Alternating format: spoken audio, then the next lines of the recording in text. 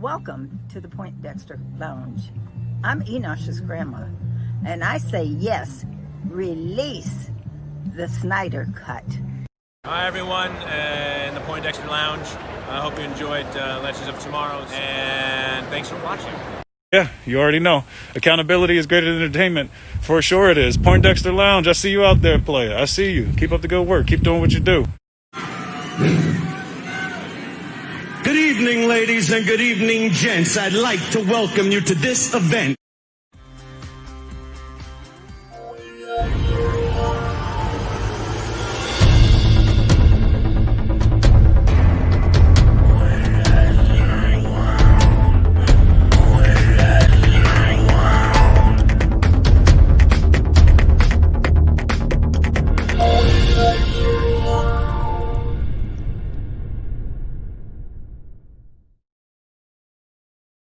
What's up, nerd family? Welcome once again to the Point Dexter Lounge. My name is Enosh, aka Enosh Vet, and it is good to have you with me in the lounge today. It's always a good day to be in the lounge, and the lounge is a place for you. It's a place for me. It's a place for nerds. It's a place where we can get together with all of our good friends here and talk about the things that we love, things like TV shows, movies, games, sci-fi, fantasy, comic books, superheroes, toys, nonsense, and so much more. And if those are things that get you going, those are things that get your blood flowing. Or like me, I'm a little red right now because I jumped out of the shower about 20 minutes ago and I had it hot, because I was going to bring it hot today. That's right. I was going to bring it hot to all of you girls and boys out there in TV land and put in YouTube land.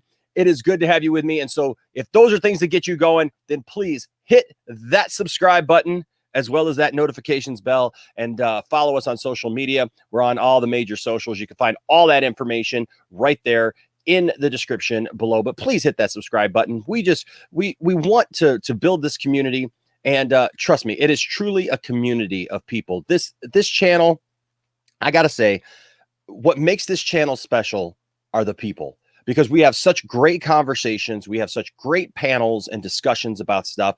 And look, it's a variety of stuff. You're not just going to get one thing here on the channel. You're going to get a variety of stuff. We're gonna hit all of your major points, baby. It's like you came in for a massage, right? And you're like, yeah, my shoulder hurts. And we're like, yeah, your shoulder hurts, baby.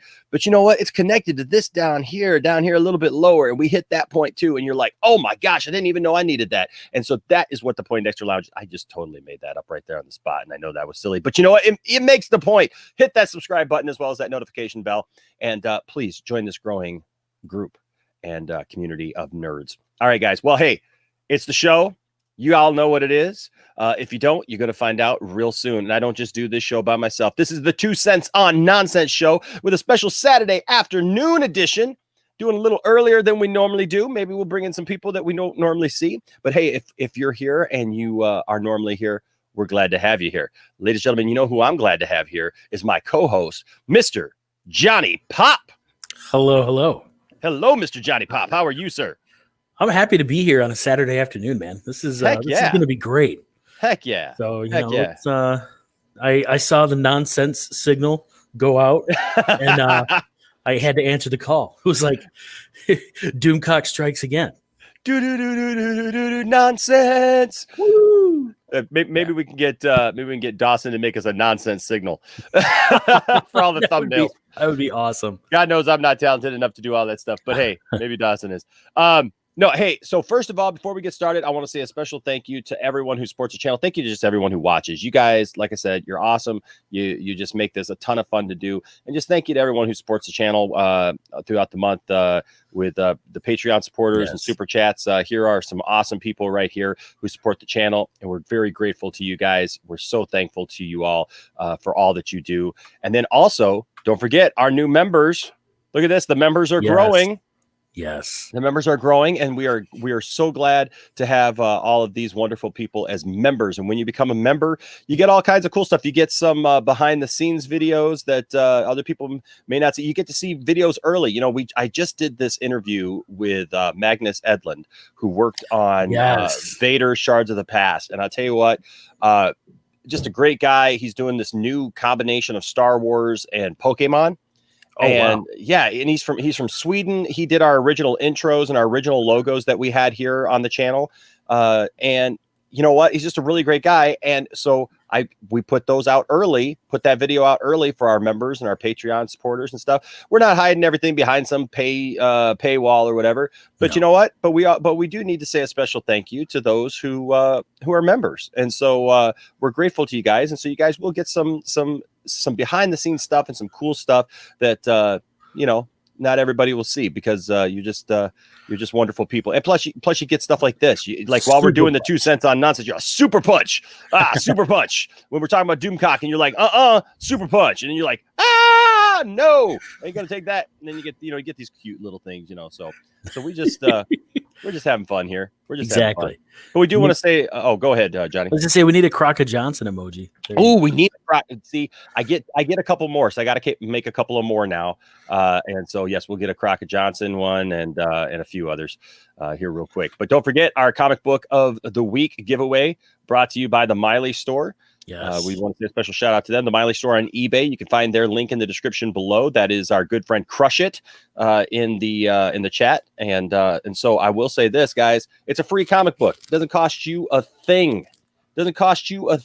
All you got to do is answer our nerd question of the week. And you know what this week's nerd question of the week is, Johnny? No, what's this one? Wait, is this? Oh no, I'm thinking of last week still. No, I don't know. You might have it. All right, it's Voltron related. Oh, okay. Yeah, we're still Voltron related. We got to get some answers. We got to get some people answering the question, man. Plus, you know what happened is all of the chat room from a couple videos ago just has gone away. So I got to go back and I got to look through all that stuff.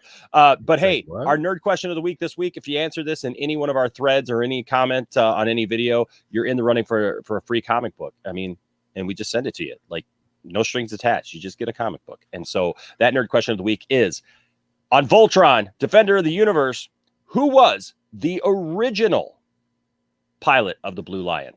The original pilot of the Blue Lion. Not this pretty lady right here. Pidge? Not Princess Allura. Hunk? Not Princess Allura. No, and it wasn't Hunk. Wasn't Hunk. Oh. No, it wasn't Hunk. It wasn't Lance. Lance was wearing blue, but but he was not the Blue Lion. And it wasn't Pidge. Wasn't Pidge. And it definitely wasn't Keith. You know what I never understood about Voltron? I never liked Keith. You didn't like Keith? No, I mean sometimes, but he I don't know. He annoyed me a little bit. Oh man, I was little, man. I don't know. Keith was the man. All right. Anyway, you know what weirded me out about Voltron was, like, they had all the colors, right? Like, but Keith was wearing red, and he was the Black Lion. And he flew the Black Lion. What? Huh? What? And then like Hunk was wearing yellow, and he was the Yellow Lion. Makes sense? Yes. Got a color scheme going on there. Pidge was the Green Lion, and he wore green. And Lance was the Red Lion, and he's wearing blue. What the heck? What the heck is going on there? And then this lady came in to take over the Blue Lion. There was no Pink Lion, but she came in to take over the Blue Lion. And I'll give you a little hint. The guy who actually flew the Blue Lion before her wore black. So yeah, there was no rhyme or reason to it. Trust me. It just was what it was. So what are you going to do? All right. But who was, you answer that question, who was the pilot of the original who was the original pilot of the Blue Lion? And you get a free comic book. Get yourself a free comic book. Hey, why not? It's all fun. It's all good. And we would love to have you. Also, I do want to make you aware of a couple of things, guys. If you missed it this week, this right here was an awesome episode of the Poindexter Lounge, where me, Goldman, and Dawson from Nerdy in Many Ways, and Tiffany, actually, Tifftastic was part of this. We discussed episode 1. It's a new series we're doing called Let's Talk Star Wars. We're going through each movie, Johnny. That's awesome. One at a time. We went over episode 1. We talked about the good, the bad, the ugly, and it wasn't like one of these things. Right? It wasn't. You know what I think is interesting about this one is it's like everything wrong with Star Wars episode 1, The Phantom Menace, part 1. We couldn't fit it all in one. So, people forget that though, but gotta make that anger last a long time. Man. I know you gotta draw it out. And so, it is what it is. But hey, shout out to everyone in the chat. It is good to see you all. It's good to have you all here and welcome. Andrew Casali is here. Look, he saw the he saw the title, and he's like, of course he hates the idea. Ray Ray's collection. Let's go. Ray Ray's got some great stuff, man. I've been watching his stuff on Instagram, pictures of his stuff.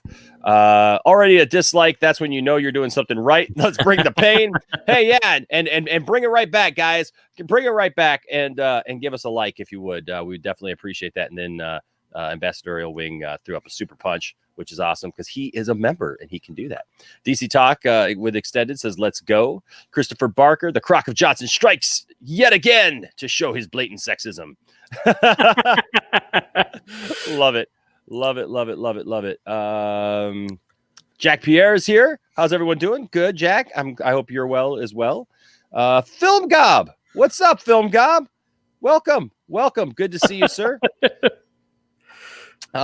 Film Gob. Always good to see Film Gob. He's great. Lightcast is here. Look, everybody's here, man. Andrew Dice for sure. They love the Andrew Dice Clay. I love the Andrew Dice Clay. Lightcast had some great stuff with Taylor on the other night. Oh my gosh. If you're if you want to be in the know about what's going to be coming out, just in any pop culture related movie stuff, you got to be watching Lightcast. Tell you what, guys, we stream with some awesome people. We have some awesome friends here on the channel, and look, Ambassadorial Wing. Look, Ambassadorial Wing. We just last night we had an awesome stream. If you have not seen, we took and we pitted the villains of Spider-Man versus the villains of Batman, and we did it tournament style, and we had a discussion, man. And a couple times it got a little heated. I'm just going to say it was a 3-hour stream. You don't have to watch the whole 3-hour stream. You could we actually put it together. It was like a bunch of guys getting together and playing D&D on a Friday night, because like we had to like set it all up, and like we came up with the names, and then we had to put them all in, random order. So we used a selector to put them in random order, and then we used a spinner and stuff, and it was awesome. It was really awesome. And that is great. And then we got down to it, man. We had a conversation. By the time it was done, man, like Zever Fett and I were like, he joined in and stuff, and we apologized to each other. We love each other, but, it's all good. Bruce in the house. Bruce in the house. Bruce. Hey, it's my sister Heather. Look at that beautiful girl. Look at that beautiful woman right there. She's so awesome. She loves the glasses. Thank you so much, sweetie. I appreciate it. That's my sister up in the Seattle area. I'm thankful that she's here. Another lovely woman here is Barcelona B. What's up, Barcelona? Yes, Zip Havoc is in the house. Great to see you as well, sir. Zip Havoc. If you don't know, Zip created this wonderful so great picture for us. That guy. It's fantastic. It's still been noted. Yes, sir. Arthur Morgan's in the house. Aaron Entertainment, another one of our wonderful members here in the house. Gavin Cooley in the house. You can call me Joker. I'm going to be on. My phone is near, and I told my wife to call 911 in case I'll laugh too much and get a heart attack. Nice. I'm actually going to be. I'll tell you what. This guy right here. We're going to be on. Dang it! Is it Wednesday night? Put it down there in there, Joker. I think it's Wednesday night. We're going to be on Joker's thing, and he's got an all-star cast. I mean, it's like me, Dawson, Zever Fett, like everybody's going to be there. Nicotina's going to be there. Just absolutely awesome. So nice. And then here we got Arkham Gaming. Hi, what are your thoughts on the limited future slate of DC comic books? That means it's a limited DC series, but it's not permanent. But if it succeeds, they are gonna are they gonna continue this? I think it's like anything. Have you seen this, Johnny? Yeah, this future slate stuff. It's interesting. I mean, it's interesting. I mean, I think it's just another way to keep readers interested and to bring in new readers and stuff like that. I mean, it's at least they're trying something a little bit different. Yeah. I mean, I don't know. I think it could be great. It could be terrible. I mean, if it's terrible, they're going to know right away. Well, yeah. It's for those of you who don't know, it's basically hold on a second. I got to save this. Zip Havoc sent us a new one. So I got to save that. That's awesome. Okay. But I mean, for those of you who don't know, it's a futuristic view of our our heroes, should say, and so from the DC universe, basically. So I mean, it could be, yeah. I'm just trying to save this new picture that Zip Havoc sent over to us because I think it's funny. I mean, Film Gob, I will say I've been kind of happy with a break from MCU lately because I just felt like it was every time I turned around, I was going to the movie theater to see another part of the MCU, and it got to just I don't know. Yeah, it felt like too much. What's up, Traveler 28? Good to see you. Night Star Productions, of course he does. It comes from his frustration. He can't get a girl to like him. Who would with that futuristic toilet seat cover he calls a face? Absolutely, sir. Absolutely. Absolutely. All right. I think, hey, Steven Topper's here. What's up, Steven Topper? Your videos always bring me joy, Enosh. You rock for life. Poindexter Lounge is the new craze for me. Love this live stream. Hey, dude. Thank you. Dude, that, we're glad you're here. You guys don't know. I'll tell you what, that, man, that means so much to me. I'm just grateful that you guys are here, and I love to have fun with you. So are you ready for the thing that our good friend just sent us? Here we go.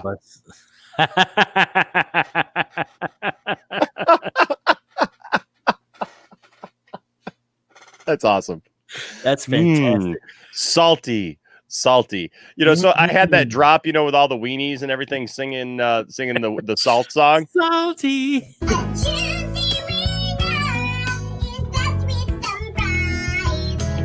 I can't play the whole thing because we got a copyright thing on it, and so I had to I have to take it down anyway. So you might as well not even. Did you get dinged on that one?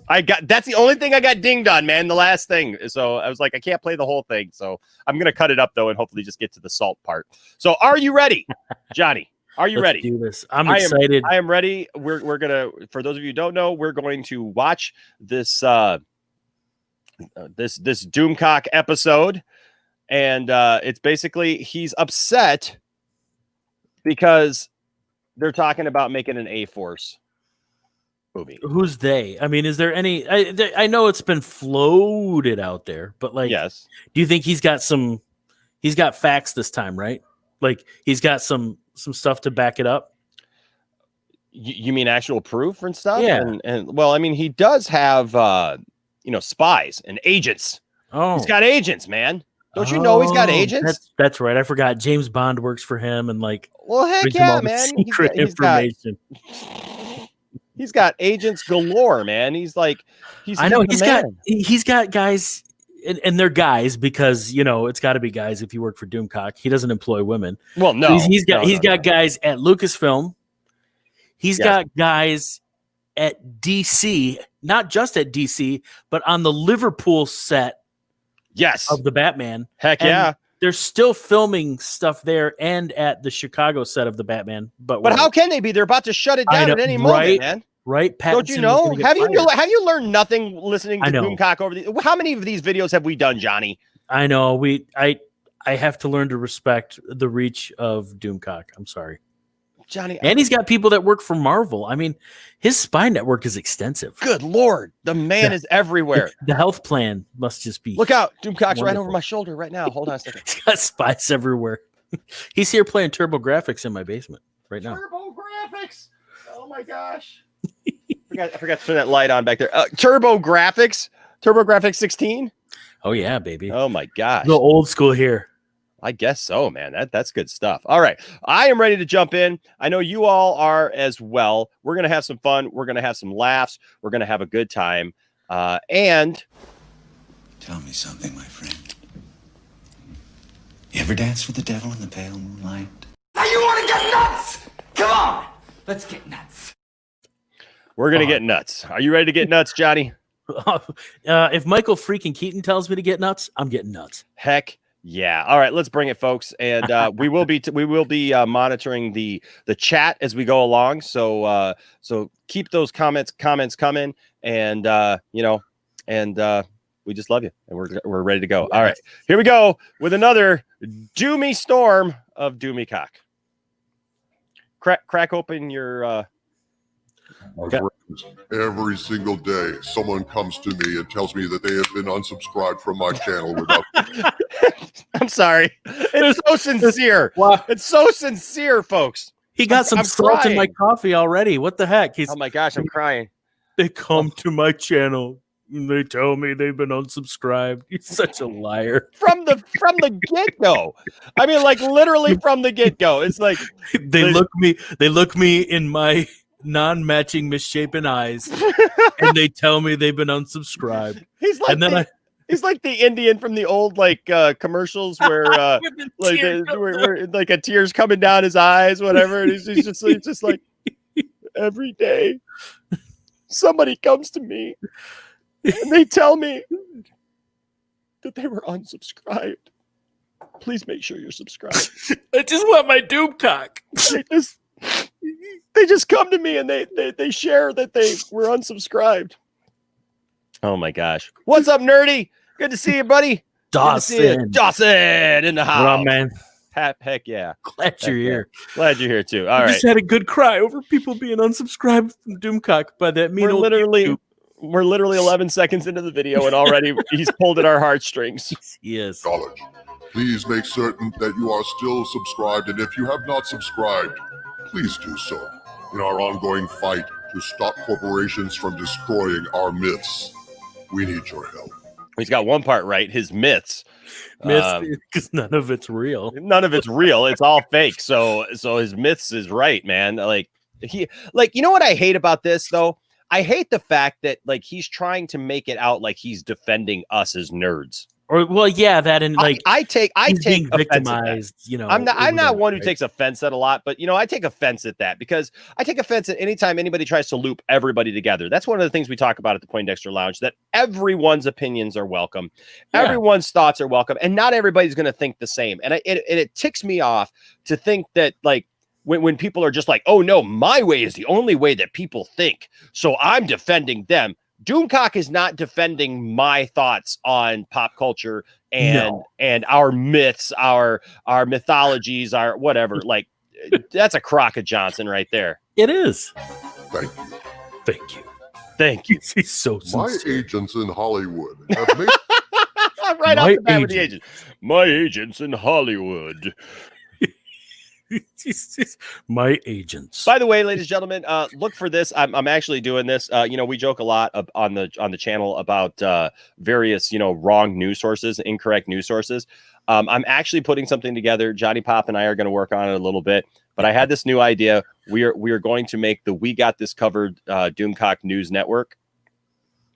And set it up like an actual news network with actual like reporters and stuff. It's gonna have Mike Zero. It's gonna have DOOMCOCK. It's gonna have, you know, just an interesting look at just really bad reporting that we get on YouTube these days. So look for that series and show. I should say show coming to. He's a great liar, bad reporter. Oh my gosh. Okay, here we go. It's some new contacts who are either inside Marvel Studios or have direct knowledge of the evolving situation there. Or and as they're a result, not I've real. been sent a wealth of rumors regarding Phase 4 of the MCU and some insider dope about Brie Larson's possible involvement or non-involvement with Marvel moving forward. What? What? I thought she was. Is he going to reference this same non-existent interview that Mike Zero referenced? Like, where she's like, Marvel fans are poopy and Star Wars fans are the worstest ever. I hate them. Like, I don't know why that these nerds get to tell us how to make our movies. Exactly. Like, oh man, this is. Of course, he's got sources on the inside. They send him a wealth of information. Is this when he starts to tell us to take it with a grain of salt? Is this where the salt is the salt gonna Nerdy says, my artistic OCD is bothered to bits by his misproportioned helmet. Is it his helmet that's misproportioned, or is there something wrong with the rest of us? Maybe we're the ones who are. Well, no, look, that mouthpiece is off center.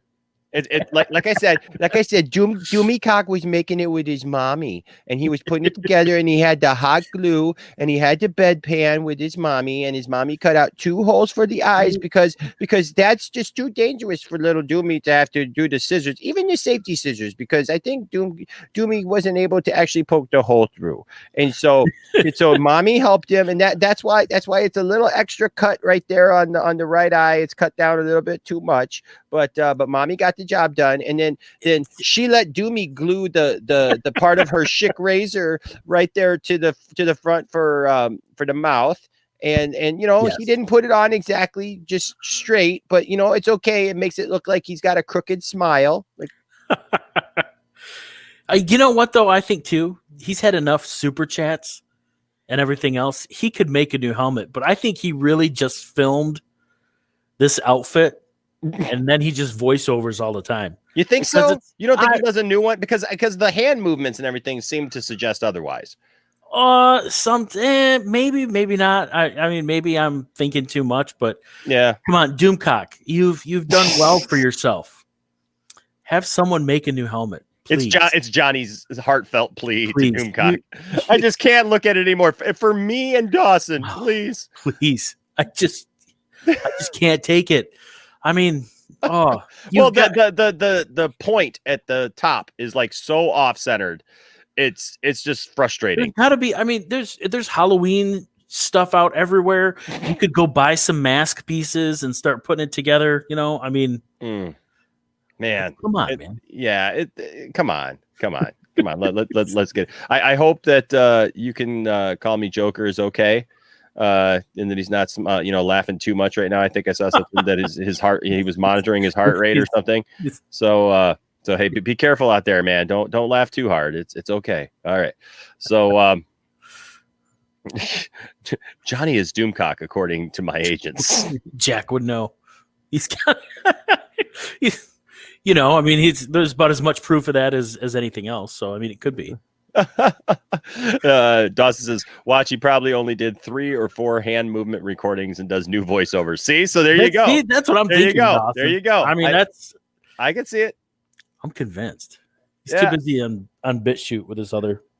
Hey, welcome, Tony. Tony's out there watching. Another one of our wonderful members and on-air personalities here on the show. So that's great. Good to see you. Just take off your toilet bowl, Crockett Johnson. Just take it off. Yeah, exactly. I don't know, man. It's gonna be funny. When we do this new show, I'm actually just gonna use footage of him like this because I don't have time to actually make that kind of crap. You don't want to. That'd be throwing your time away. Doomcock is working on a new helmet made out of macaroni. It's macaroni pictures, Mom. I need more. Hey, I think Dawson, like the Dawson signal went off because we were talking earlier about like we need the what was it, the what'd you call it? I saw the nonsense signal go up. The nonsense signal, yeah. I don't know if he was here for that. Like I was like, hey man, we need the nonsense signal now. But all right, here we go. My agents tell me that even though these are new sources, which means you should take what they are saying with an extra few grains of salt. Why? What is up with the salt? For God's sake, dude. Cover your butt. That's the first rule of anything. Cover oh your my butt. gosh! You save emails. You take good notes. All that stuff. He's based when he tells you to take it with a grain of salt. He's admitting it's all an entertainment thing right here, because there's no way he knows that. I think part of him feels bad for grifting everyone, but maybe not. Maybe not when he's cashing those checks. I don't know. But take this with some grain of salt and enjoy being grifted. See right there. Yes. Right there. He's my buddy. Dawson, I tell you what, guys. Look, y'all need to go. Like, if you're not subscribed to Dawson and Nerdy in Many Ways, you all need to go subscribe to Nerdy in Many Ways because, look, this guy is awesome. He's literally just one of my faves, man. I tell you what, okay, I'll just admit it. He's my fave. He's just my fave. I'm just gonna admit it. I love his programming, and it's not just because I'm him from the future. I got my Nerdy in Many Ways hat, And not only this, but Johnny, yesterday, my wife looks at me and says, "Hey, that hat you're wearing." She goes, "Does he have t-shirts?" And I'm like, "Yeah." She's like, "Okay, good." And I'm like, "Why?" She goes, "Well, I don't wear hats." I'm like, wait a second. You're gonna buy a t-shirt? And she's like, "Well, yeah, I need to buy a t-shirt. I'm gonna buy a t-shirt." And I'm like, "Oh my gosh." Look, my wife, awesome. my wife doesn't watch anybody else. Like she watches, like it's hard to get her to watch all of our stuff, right? Because she's not in all the stuff anymore. But she's watching Nerdy in Many Ways because he's just That's good awesome. stuff. He's just good stuff. What's up, Nicotina? Nicotina in here. Welcome. Oh, Dawson says, "I made it. I made it." Yes. That's awesome. That's awesome. Fantastic. Fantastic. Well, I will be looking for that. Okay. So let's go ahead and get back to this while maybe he sent it to me and I can find it. See, everybody's got their Nimwa hat. The Nimwa hat is the way to go, folks. But yeah, go subscribe to Dawson and go subscribe to Nicotina too. I like Nicotina too. Nicotina's awesome. But listen, Dawson's artwork, man, is all over. Look, guys, seriously, Dawson is a fantastic artist. This guy, you know what I love about Dawson is just like, and this isn't the Dawson hour, but like Dawson, he's super talented. The guy can sing. He plays instruments, man. It's just awesome. Anyways, so go subscribe to these guys because like this artwork right here, even Nicotina's artwork, man. Like, you know, Dawson did ours. Dawson did his. Dawson's done others. Like, it's great stuff. Like I'm serious. If you are not subscribed to this guy, the guy deserves it. He's got great programming and very much on par with what we do here on our channel. So here we go. They have confirmed that these news sources are at least who they purport to be, and their involvement in or proximity to Marvel Studios is this secret source confirms this secret of my source is agents. good. So I've decided to share the information they provided me with you now. The proximity, you see, of these agents next to the people that I talk to that make up total crap and garbage, they're all right next to each other. And so they float around each other in a proverbial gravitational pull, as it were. And we put them all together and then they all come together and they give us a lot of salt. It's so salty. So salty. The Doomcock salt. This secret source, who I can never tell you about, did verify that the secret source, who is totally not made up, is real. Absolutely. Exactly. Absolutely. Checks out. So DC Talk with Extended. I see you out there. I see you out there. I see your answers. But yep. So you're putting the running for sure. So there you go. All right, here we go. As always, I have no way to independently confirm what they're telling me. So I caution you to please treat everything you're about to hear as unverified rumor and take it with a grain of salt. Good Lord, that's like 3 salt references already. He's like, if you didn't like being grifted yet, I'm just letting you know you're being grifted now. It's all a grift. He's like, just remember, this is a grift. Okay. Oh my gosh. Imagine this as if you guys are early at work and can't hang, left a like and going back. Oh, thanks, man. Thanks, Brian. Oh my God. You know, that's the thing. He's gonna seriously run out of salt at some point. He is. He might have to, there's a big salt mine under Detroit. He could maybe be down there. Like he's seriously gonna run out at some point. He's like, just remember, I'm grifting you. He's a little constipated. He needs to feel like his toilet's being filled up with something. Everyone go check your cupboards. Check your cupboards because make sure you're okay. Make sure you still got salt. Joker's like, he's out of salt. Jack's out of salt. Where'd all the salt go? Yes, Nicotina. He's definitely full of something. Oh he's telling you he's about to feed you something that won't taste good unless you put a lot of salt on it. Because it's fake. Man. Yes, salty goodness. All right, here we go. Also, this video has a lot of information packed into it. So be sure to watch it to the end, or you'll miss out on some important things, including information about how Brie Larson may be cut out of Captain Marvel 2. Can I just say, let me interpret. Let me interpret what he just said. I need the money. Watch So my watch video to the end because I need the watch time. So so that I can still qualify for certain things on YouTube, and so that my YouTube channel doesn't die, even though I have 200,000 subscribers. See, people don't understand. Let me give you a little bit of a tutorial here just real quick. People think that, well, oh, he's got 200,000 subscribers, right? So like, and they look at like somebody like Mike Zero, even like, oh my God, Mike Zero's got 200,000 subscribers. But here's the thing. You can literally have 100,000, 200,000 subscribers and your channel be a dead channel. And people don't understand what that means. But what it means is it's basically, it's about watch time. It's about engagement. Right. So like when we were going back and forth, like, and everybody was giving me a hard time about Andy Signore, and they're like, well, Andy Signore's got 120,000 subscribers. Yeah, but he only gets as much views as I do. His videos were literally doing 500 to 1,000 views. And like my stuff was actually doing more at times than his. And I had less than 10,000 subscribers. It's called engagement. It's called like who's actually there. Because people subscribe to channels all the time and just walk away and forget about it. Yeah, like they don't check it out or anything like that. Yeah, they don't go back and watch it, you know. And so, you know, they see one video they liked and they're like, oh yeah, I like this, you know, and maybe they saw a Doomcock video because they were, you know, fandom menace or whatever, you know, they didn't like the sequels or whatever. And so, you know, they're just like, yeah. But the thing is like, you need the watch time. So basically that's what he's saying here. Please watch my video to the end. Yes, please watch all of my videos to the end as well. I would really appreciate it if you'd watch all my videos to the end. You know, if you would just actually, guys, ladies and gentlemen, here's my heartfelt plea for the day. You've heard Doomcock, you've heard Johnny about different subjects. Here's mine. Please watch all my videos to the end. Please, when you're going to bed at night, just set it here on the Poindexter Lounge and just let it play.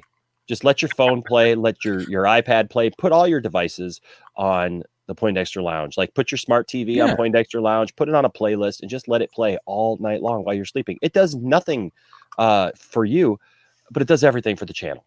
And so please help a brother out. Help boost the watch time. And make sure you're subscribed. Well, and that's why he makes his videos so short, so that he wants you to watch it. Exactly. You know? If America has a salt shortage, we all know why. Can I have my salt back? I like it. Bree is reacting like, what the heck is up with this guy? What is his obsession with salt? Exactly. Oh my gosh. Yes, Darth Tasty. I love this. Smash that like button and sub if you're new to the Poindexter Lounge. Yes, for sure. Doomcock is hoarding all the salt. I need to call the Winchesters to get more salt.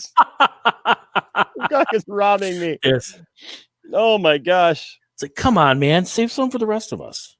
YouTube does not pay Doomcock in money, but in salt. He lives in the future. Remember, he lives in the future where salt is currency. It's in those little packets so that he can trade it with other people. Yep. We have a lot to talk about here. We sure do. Eve Online. Doomcock getting paid. He hates that game Let's because start of with the unhappy rumors first, shall we? Sure. I am informed by these sources that our worst fears are well-founded, and it appears in its projected phase 4, the MCU is going to be transformed into the MCU. Oh, dear God. Hold on. The MCU. At least it's I literally better. have a tear. I literally have a tear right now. Oh my gosh. The MCU. Oh my gosh. Oh, are you kidding me? You know, I mean, they're it looks like they are going to bring in more female superheroes, but this is the MCU. The MCU. That's great. So they're going to bring in Spider-Gwen and all that stuff. The MCU is dead, not because of Brie. Yeah, well, Barcelona, they want to focus. I think they really want to focus more and more on Spider-Man, but Sony's making it really hard for them to do that without playing their game. So it's just the MCU. The True 31. He almost earned to subscribe with that comment. That's great. I mean, yeah, that's a better joke than in that one he had last week. Yeah. Oh, that was a great joke. But, oh my gosh. But the problem is he didn't mean it as a joke, folks. That's No, the problem. He meant it like serious. He hates women so much. He's just Oh my gosh. Friends, the next we know that phase 4 should be called Get Back in the Kitchen. But Marvel won't let us do it. Oh man. Oh man. I'm sorry. Go in there and make me a sandwich. Yes. That's what you know, that's what he would love. The next phase of the MCU. Junior, make sure that the women folk are in the kitchen. The men will be saving the universe as usual, and the women can tag along if needed. But we can sacrifice all of our awesome female characters. I mean, I said awesome female character. Can you believe that? Yes. We know we Yes. Yes. Indubitably, it is. So. Oh my man. gosh. Yeah, that's what he wants though. Oh, man. Get back in the kitchen. Make me a sandwich. At least he'll be single for the rest of his life. The only thing he's got going for him is salt. I mean, what does it say about Doomcock though that he only wants to see a bunch of men running around on the screen? Wow. That's a good question. I don't know. He hates women. He wants the DCU, the Doomcock Cinematic Universe, where everything's a guy. There's no women, except for they're in the background making sandwiches, apparently, and you know. Kathleen Kennedy is brewing coffee. Brie Larson is serving breakfast. You know, that's the way it should be. Well, heck yeah! Don't you know? Don't you know? Oh my gosh! MCU. Sequence in Avengers Endgame when Scarlet Witch, Valkyrie, Nebula, Captain Marvel, Okoye, and Pepper Potts came together briefly to fight Thanos in an all-female version of the Avengers that has subsequently come to be called the A-Force. It didn't subsequently. What the heck, dude? See, that was okay. Was this scene forced? Yeah, it felt a little forced. Yes, it did. It did. And here's my criticism. Mhm. You know, I have two wonderful daughters, and nobody's going to tell them they can't do anything. But like, you know, you could be critical of Marvel for throwing this scene up there because it was a little forced. It was very forced. Sure. Did these women talk to each other about anything other than the lead male superheroes in any of the movies? No. I mean, like there's no development there. I don't know. You know, you can be salty about that scene there or just have a chuckle about it, but no, they're not going to base everything just on this one picture here. No, well, and so sure, Christopher says, I demand some babes in my Marvel movies. Jeez. Barcelona says, as a female, I will say that the scene was bad. The scene was bad. Okay. Yeah. Let's be honest. The scene was forced. Okay. But here's the problem that I have with what he just said, though. He says, subsequently coming to be known as A-Force. Ladies and gentlemen, A-Force has been around for a long time. Yeah.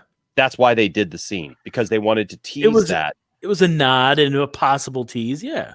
Yeah, and that's just what it was. Like this idea that it wasn't there before, or that it subsequently became known as A-Force. No, that's not it at all. It already was. They just put that in there. They put this scene in there, and yes, it felt forced because they forced it in there. But like Bane just said, isn't A-Force an actual thing? Yes, yeah, A-Force is an actual thing. I mean, I don't understand what the problem. You know what else is an actual thing? What's that? That right there. That's an actual thing too. Oh. So there you go. I mean, that's it. That scene could have been so much better. Yes, I agree with Barcelona. They should have interacted with each other more before that scene. Also, Black Widow deserved it. Oh my gosh, Black Widow should be the freaking leader of the thing. Don't get me started on Black Widow. Like they've totally, I know they've totally messed up that whole thing with Black Widow as far as I'm concerned, because I just feel that Black Widow has been disrespected. They're forcing a lot of other people in there, but like then they killed Black Widow. You know, and she's probably the best of all of them. Yeah, I mean, she was the most fully developed character. Like, I think Pepper Potts could have been a better developed character, and but I mean they didn't. And I mean this is why I tell people too, like so many of these MCU, stands, for lack of a better word, they really need to read a comic book too, because if they are bothered by something the way it's represented on the screen, it's probably done better or differently in a comic book, and you can get some great insight. I mean, Heck yeah. Black Widow deserves a lot more than what she got. And like I agree with everyone talking about it here in the comments and stuff. They they should have interacted more. Does anyone have any salt that I can borrow? No, man, I'm fresh out. Sorry. I just had to take it off for this A-Force. But here, the scene was forced. It should have just come more natural. Still, nobody is saying that there can't be females or a female team. The only person saying that is Doomcock. Yeah. Basically saying because this was a thing that all of a sudden, it's going to be horrible because it's women. That's his only, like, Brie Larson's involved. Oh my gosh. I'm so sick of hearing about Brie Larson. Like, Brie Larson is not doing any of the stuff that, like, people are making her out to. You got Mike Zero out here saying that she's going to be in Star Wars and ruin Star Wars, and she hasn't even done anything with Star Wars. Like, they've literally got her. Mike Zero has had her signed on to be in Star Wars, take over Star Wars, insult Star Wars. Then this week it was she's going to leave Star Wars. Well, and then she's back at Star Wars. We're not even making that video, right? I mean, Brie Larson's leaving Star Wars. She never was there, you idiot. Yeah, and then because now she wanted to do more than just he had her. The only thing was the TV show, and oh my gosh, ridiculous. It's so dumb. And then like with this whole MCU thing, look, am I a fan of Captain Marvel? Look, I went and saw the Captain Marvel movie, and everybody was like, "Oh, it's going to be so SJW driven and female, empowerment over men and stuff." And I went in the movie, and I didn't see any of that. No, I didn't see any of that. I was ready for it. Trust me, I was ready for it. Like I was buying into that hype there for a while, and I was like, "Oh yeah, it's going to be this way." And then I went and I saw it, and I was like, "Oh well, I guess that's not really what it was." Oh, yeah. Okay. No. And so then, you know what? I walked out of the movie. Did I think it was a great movie? No.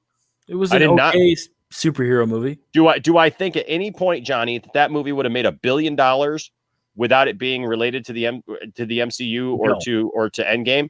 No, not a chance. It's just not that good. It's not on the level of a Wonder Woman or one of the better superhero movies, Aquaman. It's not. It's you know what's in the oceans? Salt. Arthur Curry's just loading you up on the salt here. I agree, Christopher. I want to as well. So do I. It's like I want to see that in the theater too. Like that's a whole other discussion. I got to do I would say a discussion with other people this week about wanting to see movies in the theater. Right? Coming. What's up, Wrath 7? It's going digital now. Yeah, I know. It's just like I want to see. Is Mike Zero sharing his salt with Doomcock? Because I just imagine Mike Zero like makes his videos in a bomb shelter, like he's got like a little hatch that he opens and he goes like it's kind of like 10 Cloverfield Lane, where like he opens a hatch, he goes down there, stuff. He's like getting the thing, and then he's got his little setup down there with the dartboard and stuff. I think that's that's what's up, Pelican. It's like they're going backwards with her now. With Black Widow. That's the thing. I agree with this. Hawkeye should have died, not Black Widow. It made sense. It would have been a much bigger sacrifice because he has a family. And look, you're not going to go anywhere with Hawkeye.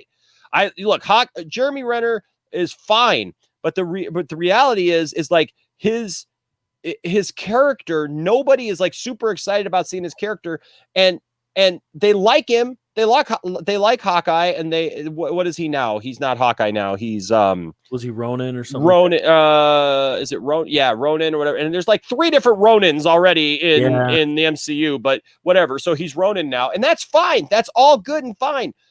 But you look me in the eye and you tell me that people wouldn't rather see Black Widow. I would. You tell me who's fighting. Look, if you love Hawkeye, God bless you. More power to you. I accept that. It would have fit his character. But I'm just saying, everything that they set up. Yeah. Right? Everything that they set up would have been that way. What's up, LDG? Good to Hello, see you, my hello. friend. Good to see you. And then of course, Zip Havoc. I bet you he's upset Valkyrie's horse is female too. He probably is. Well, that's what pushed him over the edge. That's what really pushed him over the edge. Is that? So I love this. Yes, Hawkeye should have died. Yes, and Barcelona is like, yep. That She's right like, there. Check that out. That right there. Poindexter Lounge 0 and Doomy sharing salt with each other was an image that scarred me for life. Oh man. Yeah, that's Hey, and you know what? This is why we respect everybody's opinions, right? Like fine. so that's fine. If you like Captain Marvel more, that's fine. And that's why like we don't harp on people's opinions. And even making this show, it's not that we're just harping on his opinions. It's the fact that no, he's saying it's a fact. Like there's yeah. I mean, and that's an opinion, liking a movie more than the other. But if you were to come in and say that you know, Brie Larson is getting fired because she secretly hates all the fans, then that's, and you know, you have secret knowledge about that. That's just a lie. It's just a that's the opinion, problem. that's a lie. It's a lie. And that's the thing. I'm offended by everything. Are we all? Stay angry, my friends. Stay angry, as Doomcock would say. Stay angry. All right, here we go. When I saw that, I rolled my eyes and shook my head in disgust. Of course you did. My Is helmet there fell anything off. wrong with an all-female superhero team? Lie. Lie. You did roll your eye in disgust because it was an all-female superhero team. Because you don't understand it because you've never read a comic book in your life, Doomcock, and you talk about stuff. You're outside your lane. You know what your lane is? Making macaroni pictures with your mommy, okay? That's what your lane is. Stay in that lane because obviously you don't know anything about Star Wars. And you don't... Look, I'm not even an MCU guy, and I know about more about the MCU than you. I'm not even a Marvel guy, and I know that A-Force exists, and I know that you're an A-Force for sure. Because that, if you look at this and you don't get what this is as a Marvel fan, I don't know what to tell you. Look, I prefer like the longer hair on Brie Larson, if I'm honest, in this picture. Yeah. But you tell me this isn't cool with Scarlet Witch back there, Valkyrie, Captain Marvel, like the Pepper Potts, all the the Mantis and what is her character from Wakanda again? Yeah, I'm drunk. Why am I having a brain fart on her character? Anyways, the point is, you look at this picture, like this picture alone, even though the scene was a little cringy, this picture just looks cool. Yeah, What's wrong with women kicking butt? Like, look, there's whole subgenres of movies and stuff like of women kicking butt that people have loved for years. How are you going to hate on this? Yes. And I'm not saying this is like some politically correct, thing. It's just, man, I don't know. It is. Question for a project, Johnny. Who's your favorite superhero? So I've got to go. There's a 1A and a 1B. 1A is Batman, or 1A is Batman, and 1B is the Hulk. So there you go. It's a toss up. Those are the two. Normally, I'm leaning more towards Batman these days, only because I've enjoyed the Batman stuff better lately. So there you go. There you go. I mean, but maybe I should say Batwoman or Batgirl instead. Well, bye. I'm going swimming to get salt. There you go. Look, you know what? This is one that they're going to have to sell me on. They're really going to have to sell me on this one. And here's why. You know why? It's more to do with what happened off camera, because I know that Natalie Portman wanted out of this. She was done. She didn't want anything more to do with the character. She didn't want to go back to do this. And they basically offered to make her the star. And I get it. It's comic accurate. Like, yes, she did become Thor for a while. My thing is I just don't want to see. Look, they're also talking about introducing Beta Ray Bill. Yeah. And that's fine. I just don't want to see Thor get lost in his own movie. No, because I think Hemsworth has been one of my favorite parts of the MCU.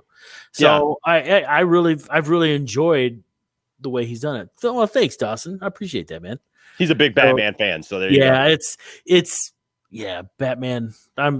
Michael freaking Keaton is my Batman. So maybe she's upset because Captain Marvel was very powerful. She took down a whole ship. Yeah. She's the best bitch ever. It's just, no matter how many ways he says it, he knows he has to say he doesn't hate it because they're women, because he hates it because they're women. Yeah. And that's it. That's it. Oh no, females, whatever shall I do? Whoa, girls. Ooh. You passed the test, Johnny. You passed the test. Batman for the win. Yeah. Yes, excellent choices, Johnny. Thanks. That's the thing is like, look, it's like Doomcock has never been around a girl, and he's scared to talk to the girls. And like when there's that many girls on the screen at once, ooh. It's kind of like, it reminds him of when he was in like middle school or high school, and he'd go to a dance and he'd stand against the wall, and there's all the women over there on the other side. He's like, I just watched Weird Science with my kids for the first time this week. And like the scene where they first make her and she's like, what do you want to do? And they go take a shower and she's showering there and they're like standing there with their hands over the front of them like this in their underwear. And they're like, yeah, like, okay, like those of us who like girls, like this is not to be sexist or anything else, but like you create a woman and you're taking a shower with her. It's like, it's, oh yeah, but I think Christopher Barker's got it. I'm all like, hello, ladies. Hello, ladies. Yeah, exactly. He's just. But I'm just saying, it's just like if now what's going to happen. The proverbial remake is going to happen, Johnny, where two girls make a guy. Oh yeah, and I'm surprised it hasn't been done. Weird Science. There you go, folks. My prediction right there is we're eventually going to see a Weird Science, like but like. Guys are like so weird like that, but I just see Doomcock, like Doomcock and Mike Zero created a woman and they're in the shower with the woman and they got their hands over the front of them like this because like, oh my gosh, they're scared, that she might see something and like we should Photoshop them or there's a project for you guys. We got to deep fake them into that scene. Oh, that would be awesome. That would be awesome. I mean, look, yes. my buddy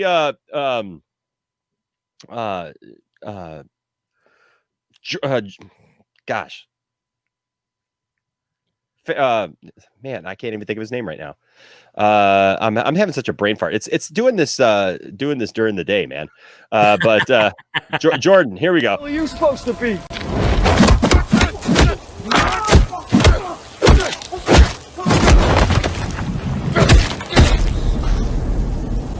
I'm vengeance. That's great. Yeah, now we need one from Weird Science with Mike Zero and Doomcock in the shower with Lisa. Yes. Oh my gosh. Oh my gosh.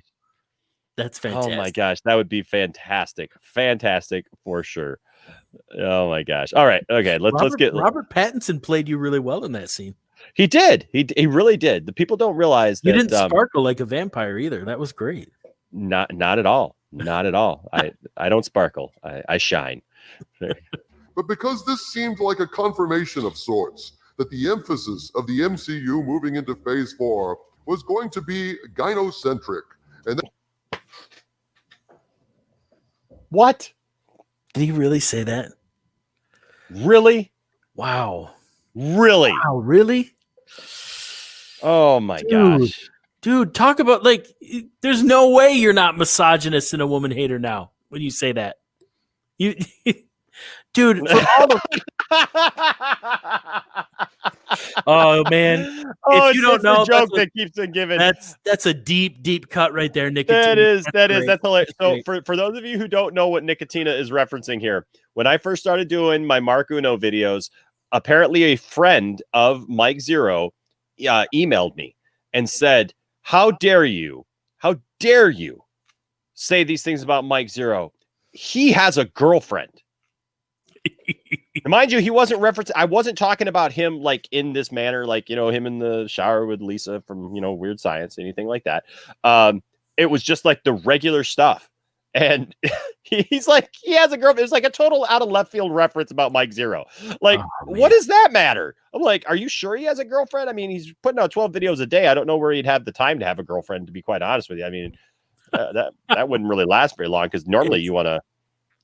There you go. Mike Zero's girlfriend is a Kathleen Kennedy cutout. It's true. Doomcock's agents confirmed it.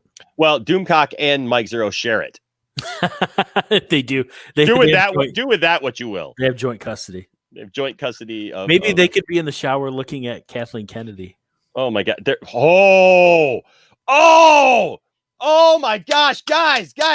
All of you who are digitally competent, you have got to help us out. We have to have the weird science scene with Mike Zero and Doomcock in the shower with Kathleen Kennedy.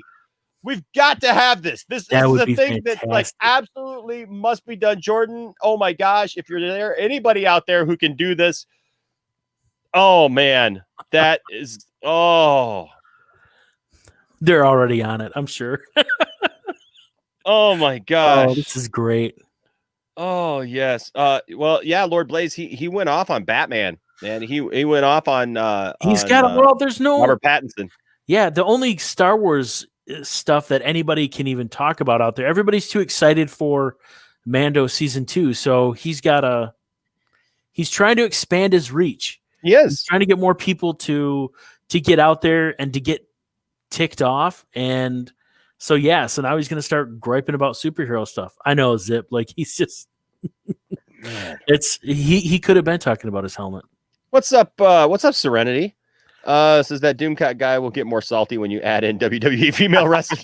No, see that's when Doomcock will be so embarrassed because things will start tingling in certain areas of his body, and his body is experiencing things he's never experienced before, and so he goes into hiding. Exactly. It's gonna be. Oh man. Oh my gosh, these comments are great, guys. You guys have absolutely great. So good. Doomcock must hate WWE. A lot of people hate WWE. So Zero has 2 girlfriends, left and right. He's not wrong.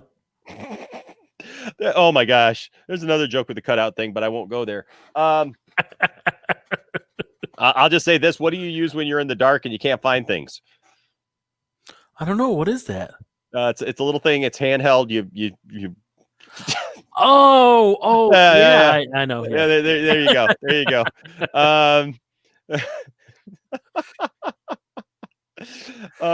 Yes. State law where I'm from, you legally can't make fun of someone with a girlfriend.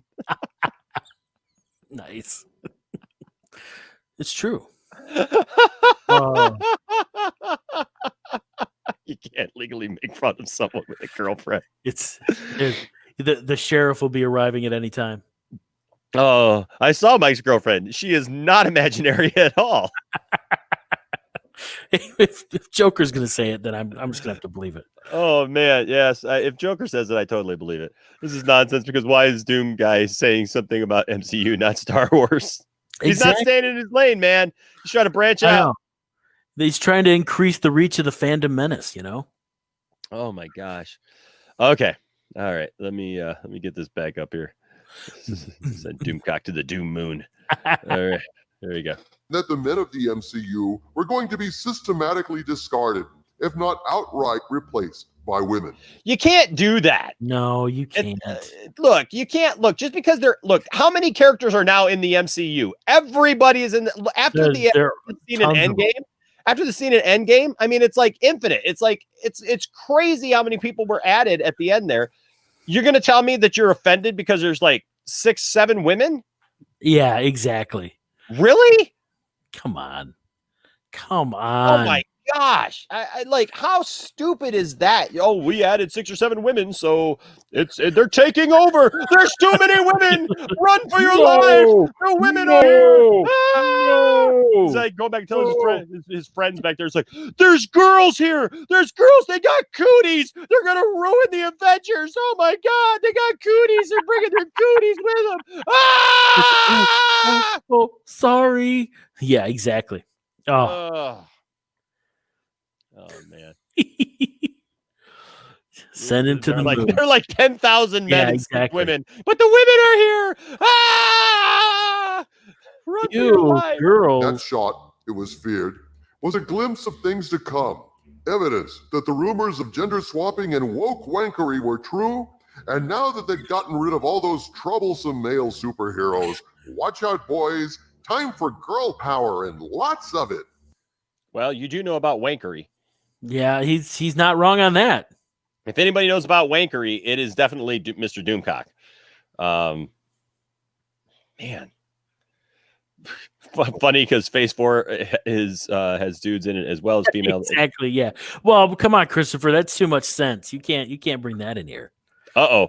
So if Doomcock hates females, I wonder if he would feel that way about it if I flirt with him. He might, Serenity, he'd be too busy getting angry at everything else to even know what's going on. Yeah. Well, look, we like girls. We like girls. Doomcock, apparently, I don't know. And that's not to say that, like he likes guys. I just don't think that Doomcock is comfortable with himself to be in any kind of relationship. I think if Doomcock liked guys, he'd feel the same way. Like, oh my gosh, there's guys. Like, what are we gonna do? Yes, well, if it's female, it's definitely woke. Yeah, exactly. So if it's a woman, it's woke. I mean, that's the yeah. Yeah. How dare they replace Howard the Duck with a female? I'm not even gonna make that joke. Yeah, I know, right? You got to pull it back. Yeah, pull it back there. It's gonna be 10 more minutes of him crying about women. It's just so he cannot. Woman. Can't let it go. Woman. Look at the looks like the Phantom Menace woman hating thing is alive and well. It is. It's dying though. It is dying because more and more people are just like. Well, and it must be dying if he's got to beg people to watch his videos the whole way through. Well, that's and to make sure you're subscribed and all and this. Yeah, and to start talking about women in other genres or in other fandoms as well. That would be a great video right there. Oh, that's what we should do is make Doomcock a woman. We've replaced Doomcock with a woman. Let's see if it's like the old Folgers commercials. It's like, we've secretly replaced your Doomcock with a female Doomcock. Let's see if they find out. We've secretly replaced Doomcock with Doom Tiff. Let's see. Doom Tiff. She would do it too. She would. Tiff would totally do it. Totally do it. Oh my God. Is Doomcock asexual or does he like unicorns? He's Can we do that? You know what? We can. Oh, we can. We can and we will. We will, trust me. That'll be the video that gets oh gosh.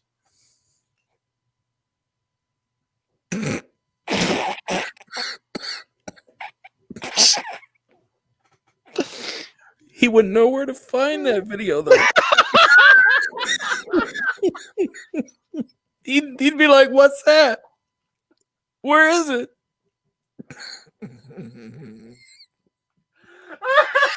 It'd be like Jody trying to find the donate button to the suicide awareness thing. I can't find it.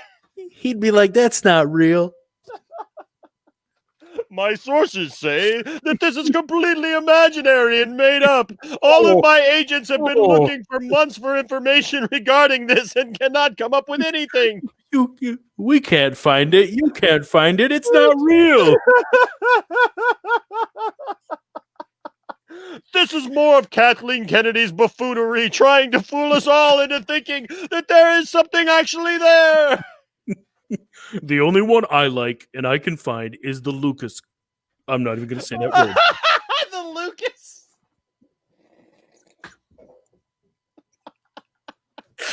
Oh, this is where the show just took a whole left turn. Thank you, Traveler 28. Oh my gosh. Oh, Traveler. Oh my gosh. My agents tell me, dude, you take this with a grain of salt. Exactly. There was lots of salt, but I couldn't find anything. Wow. Oh man. Wow. What were we talking about? What was Doomcock saying? A-Force? Oh yeah, A-Force. Yeah, there you go. Something about too many women in the MCU. I don't know. This show. Oh my gosh, that was hilarious. Oh my god. Okay. Composure. Well, there's 6 of them right there.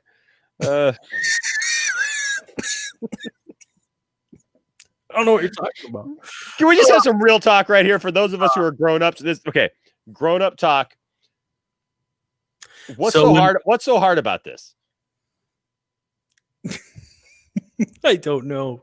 I don't understand. Like, okay, so I'm not. We're not going to get deep into this conversation, but seriously, as a man who is married, man, how do I want to put this? Sometimes, Enoch. Sometimes when people care about each other, there's a special hug.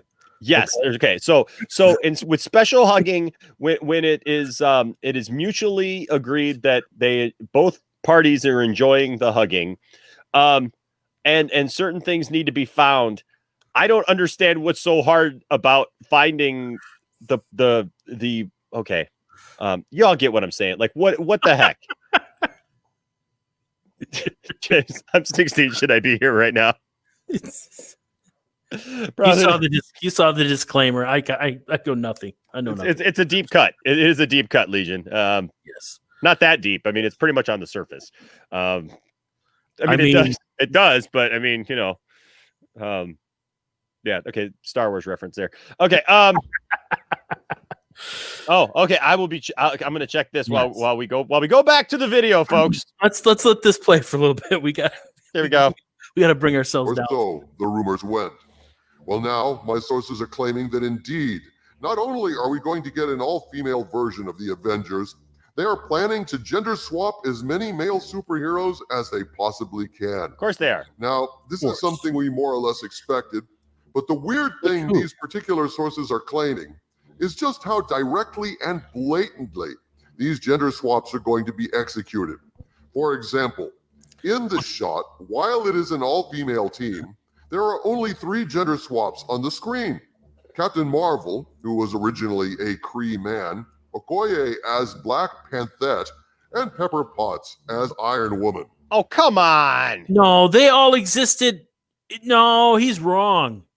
He's okay. I don't want to get way off the rails, but and then Okoye, her character, because of the sad passing of, it's just, I'm sorry. He hates women. Bottom line, hashtag Doomcock hates women. Well, that's ridiculous because you gotta look.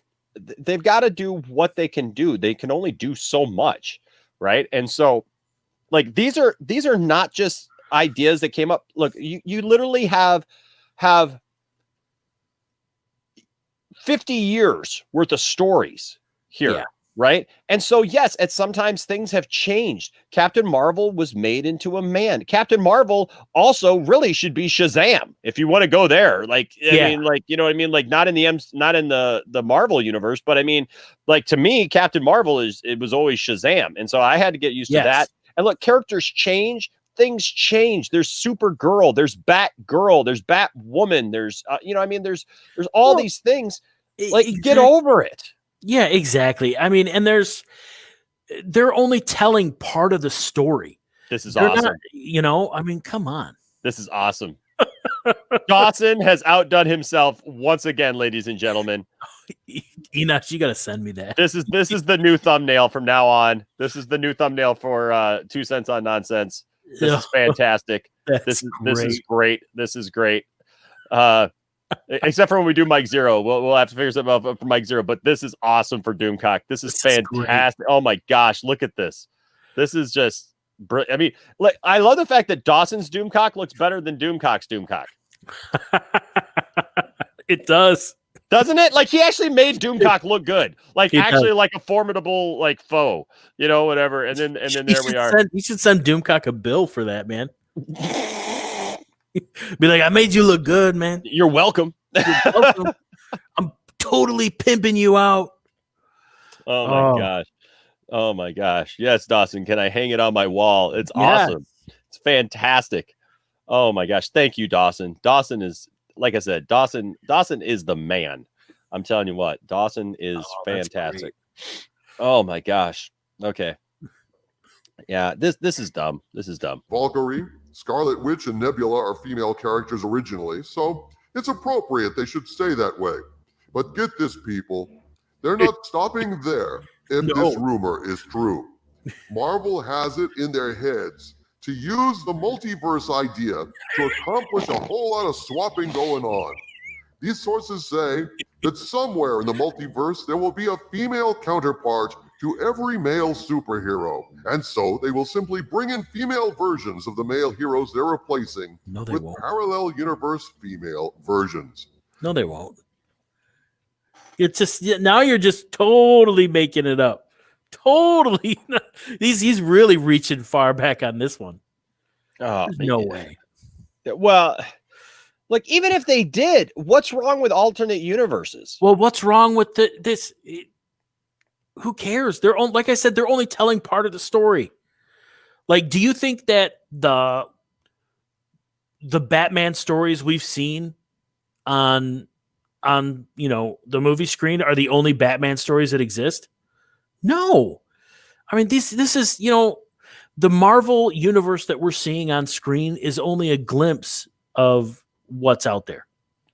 We'll see you, my friend. You totally made the stream, dude. That was Later, fantastic. Trevor. That was great. Thank you. If we can ever find that comment again, I mean, it's oh elusive. My God. Yes. Yeah. The comment, we just may not find it ever again. We may never actually end up finding the comment.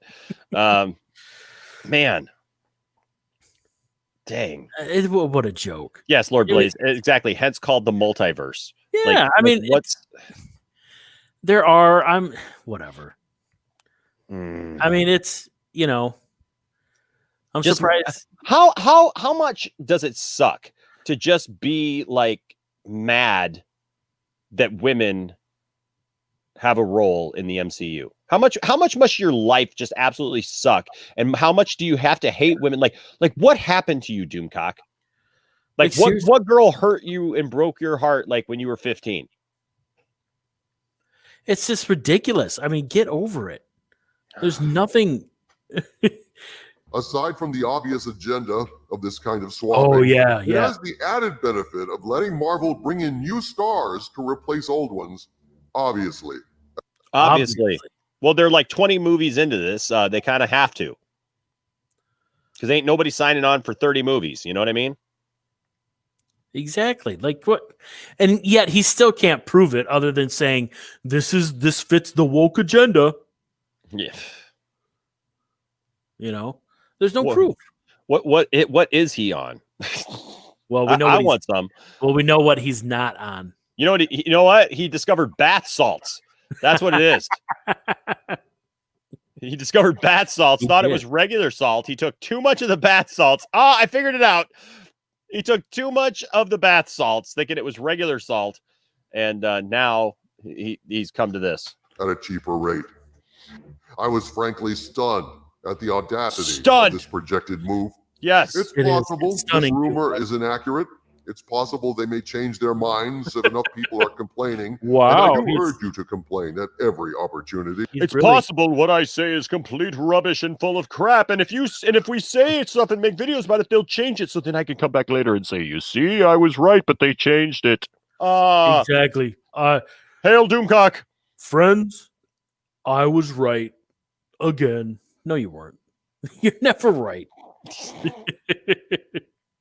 Exactly. See, that's the problem, Christopher. The woman didn't touch him. She didn't. He paid her enough, but she still didn't. I mean, that's the sad part. He paid her. You cashed the check. You're supposed to. Never mind. You cashed. He paid by check. He's like Jerry Springer, man. He paid by check. I'm just Jerry Springer. That's how he got busted as the mayor of Cincinnati. He's like paying with checks. That's a deep. What? Yeah.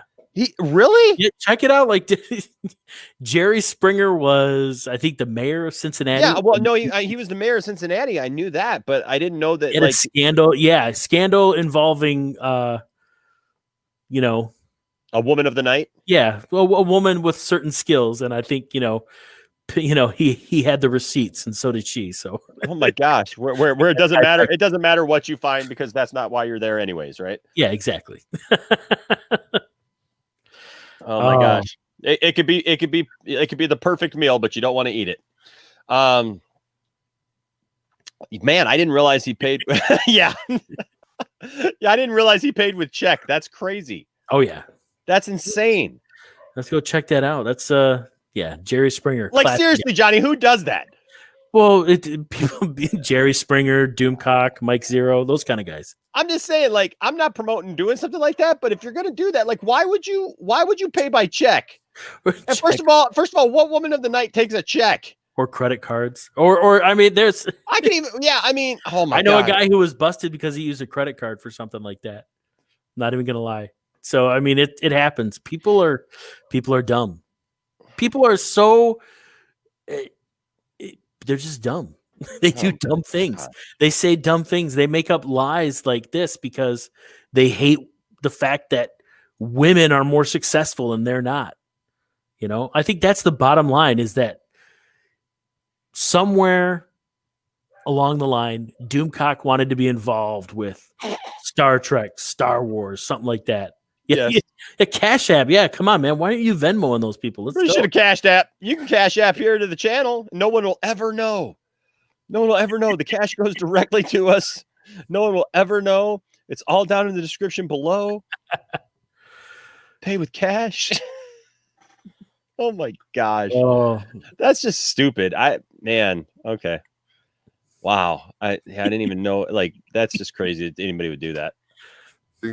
It's possible that this is more of a goal than a plan, that they may want to gender swap everything swinging an Uru mallet between their legs, but may ultimately feel they can only get away with this trick a few times before it becomes embarrassing. But frankly, at this point, I'm appalled that this idea even... He wouldn't know what swinging a mallet between his legs was. it's like, come on, dude. This is ridiculous. Really? Wow. Really? First he's saying they're going to do it with everybody. Now he's saying they're only going to do it with a few because they can't get away with it a lot. So, yeah. Well, of course, you can't get away with it, completely. Our senses are tingling. even exists as a rumor, and that things have gotten so very bad with virtue signaling and identity politics that we even have to consider that something this ludicrous might be true. Nevertheless, He admits it's ludicrous. He's again, he's grifting you. If you're a Doomcock believer, he's grifting you, and he's just kind of reminding you that subtly at every turn. I mean, Joker, I pay for sex with my wife using credit cards all the time.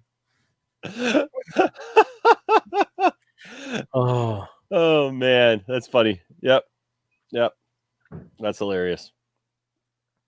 this is what these new sources are claiming. Was he showing neck? He did. He showed neck. He showed some neck. We got some definitely neck. He's definitely closer to Mike Zero than anything else. Oh my gosh, there was some neck back there. And I convey it to you. Take it with a grain of salt. Gosh. So what about the technical details of Phase 4 moving forward? How will Marvel begin shooting movies in a post-Coof world where Beer Buttery continually threatens to shut down productions, as we've seen with the Batman?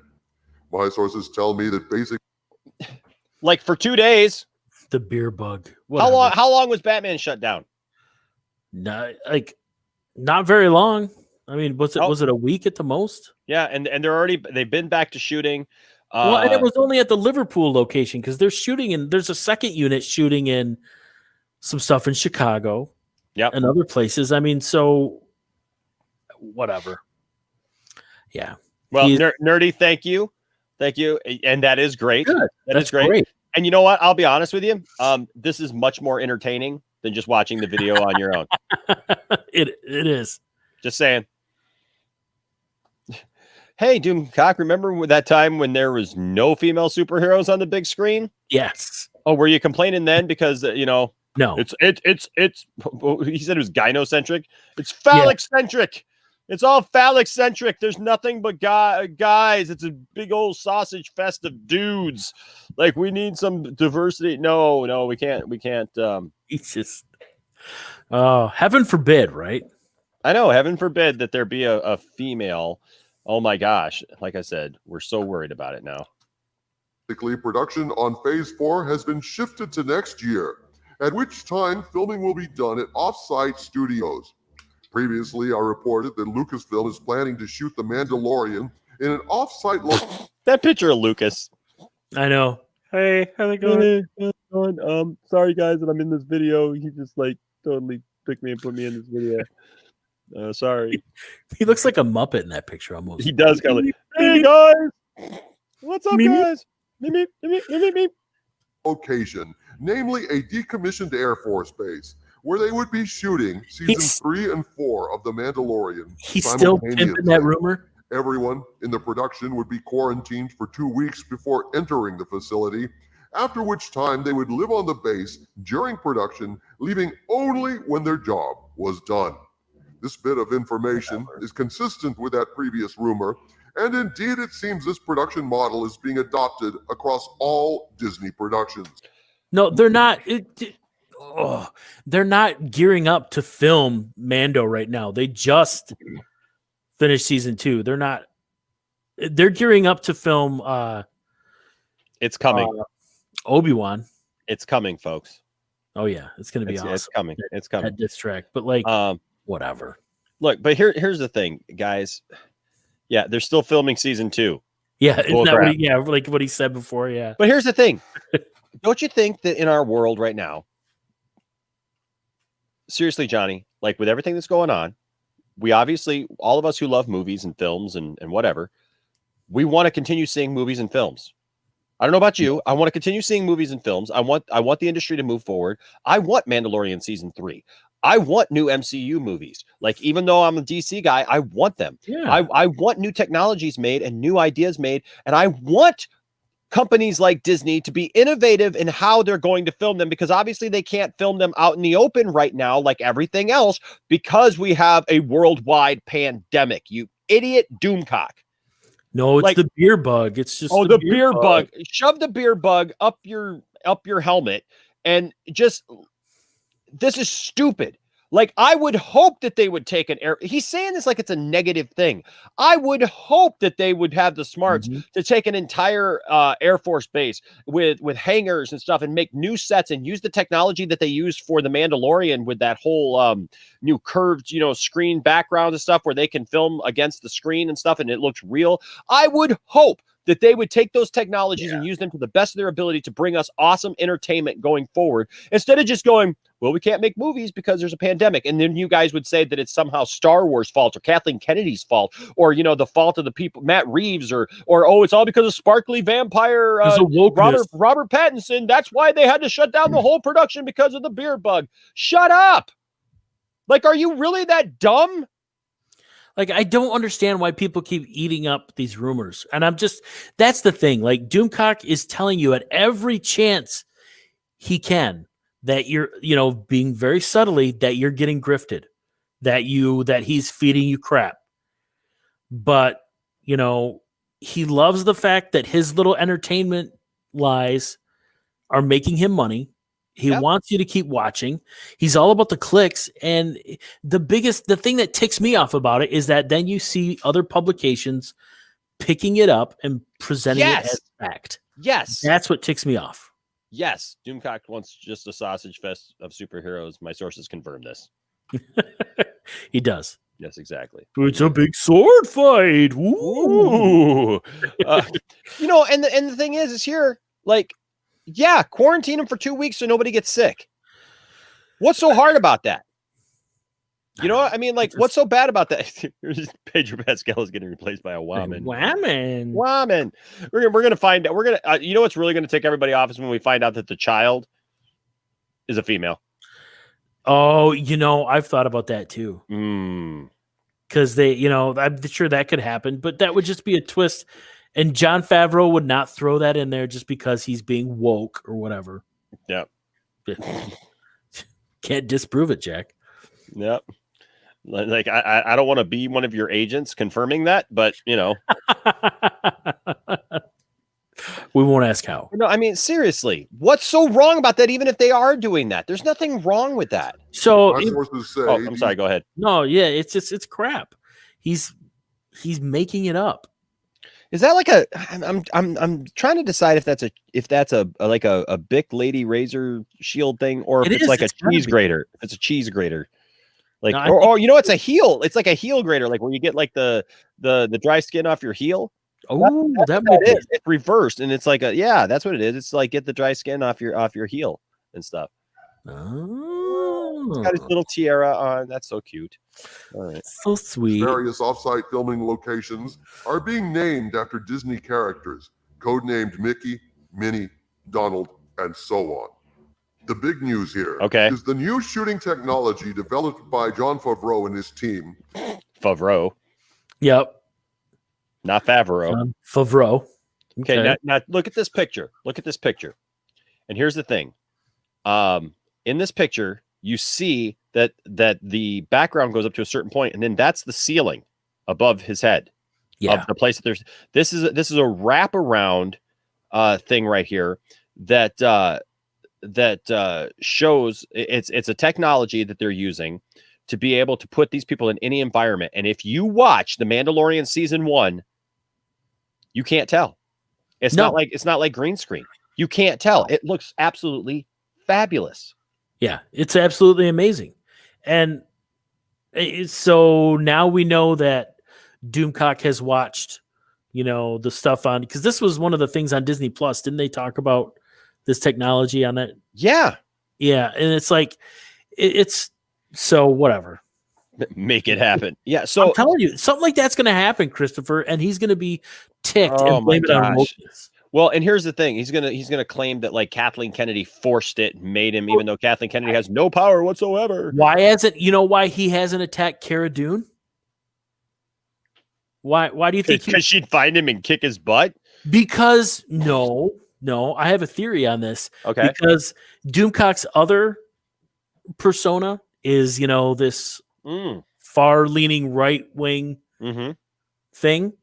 Yeah. She is a very right-wing leaning person. Oh. So, well, I don't know. Maybe not. What's up, Silent Scotty? Welcome. Another one of our wonderful members and awesome people here says, I'm not a big fan of MCU, so take that as you will. I'm not in with Doomcock's take. I just think it's boring to see the same characters. We've already seen all the powers from these heroes, female or not. I mean, that's a good point. It is getting played out. A lot of it. That's one of the reasons why I'm totally down with seeing Zack Snyder's stuff come to fruition, because it's different.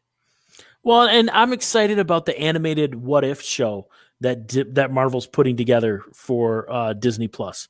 What If? I would love to see, because that was always one of my favorite books to read as a younger person, was the What If series, because after a while, some of those, you do get a little bored with it. And I mean, I'll admit, I can only watch so much of the MCU right now. My son can do some more repeat viewings than I can, but like, I just can't. I'm a little burned out on it. I agree. I totally agree. I just I'm just so done with it's just like you said, it's like a repeat of everything. Everything is just like over and over and over and over again. But Aaron Entertainment, you're right. Only 13 days till season 2, right. And you guys are going to want to be here for this, because we're gonna do watch parties every Friday. We'll be watching The Mandalorian, and even if you've already seen it, it's always fun to watch it again with us. Heck yeah. What's up, Igor? Good to see you.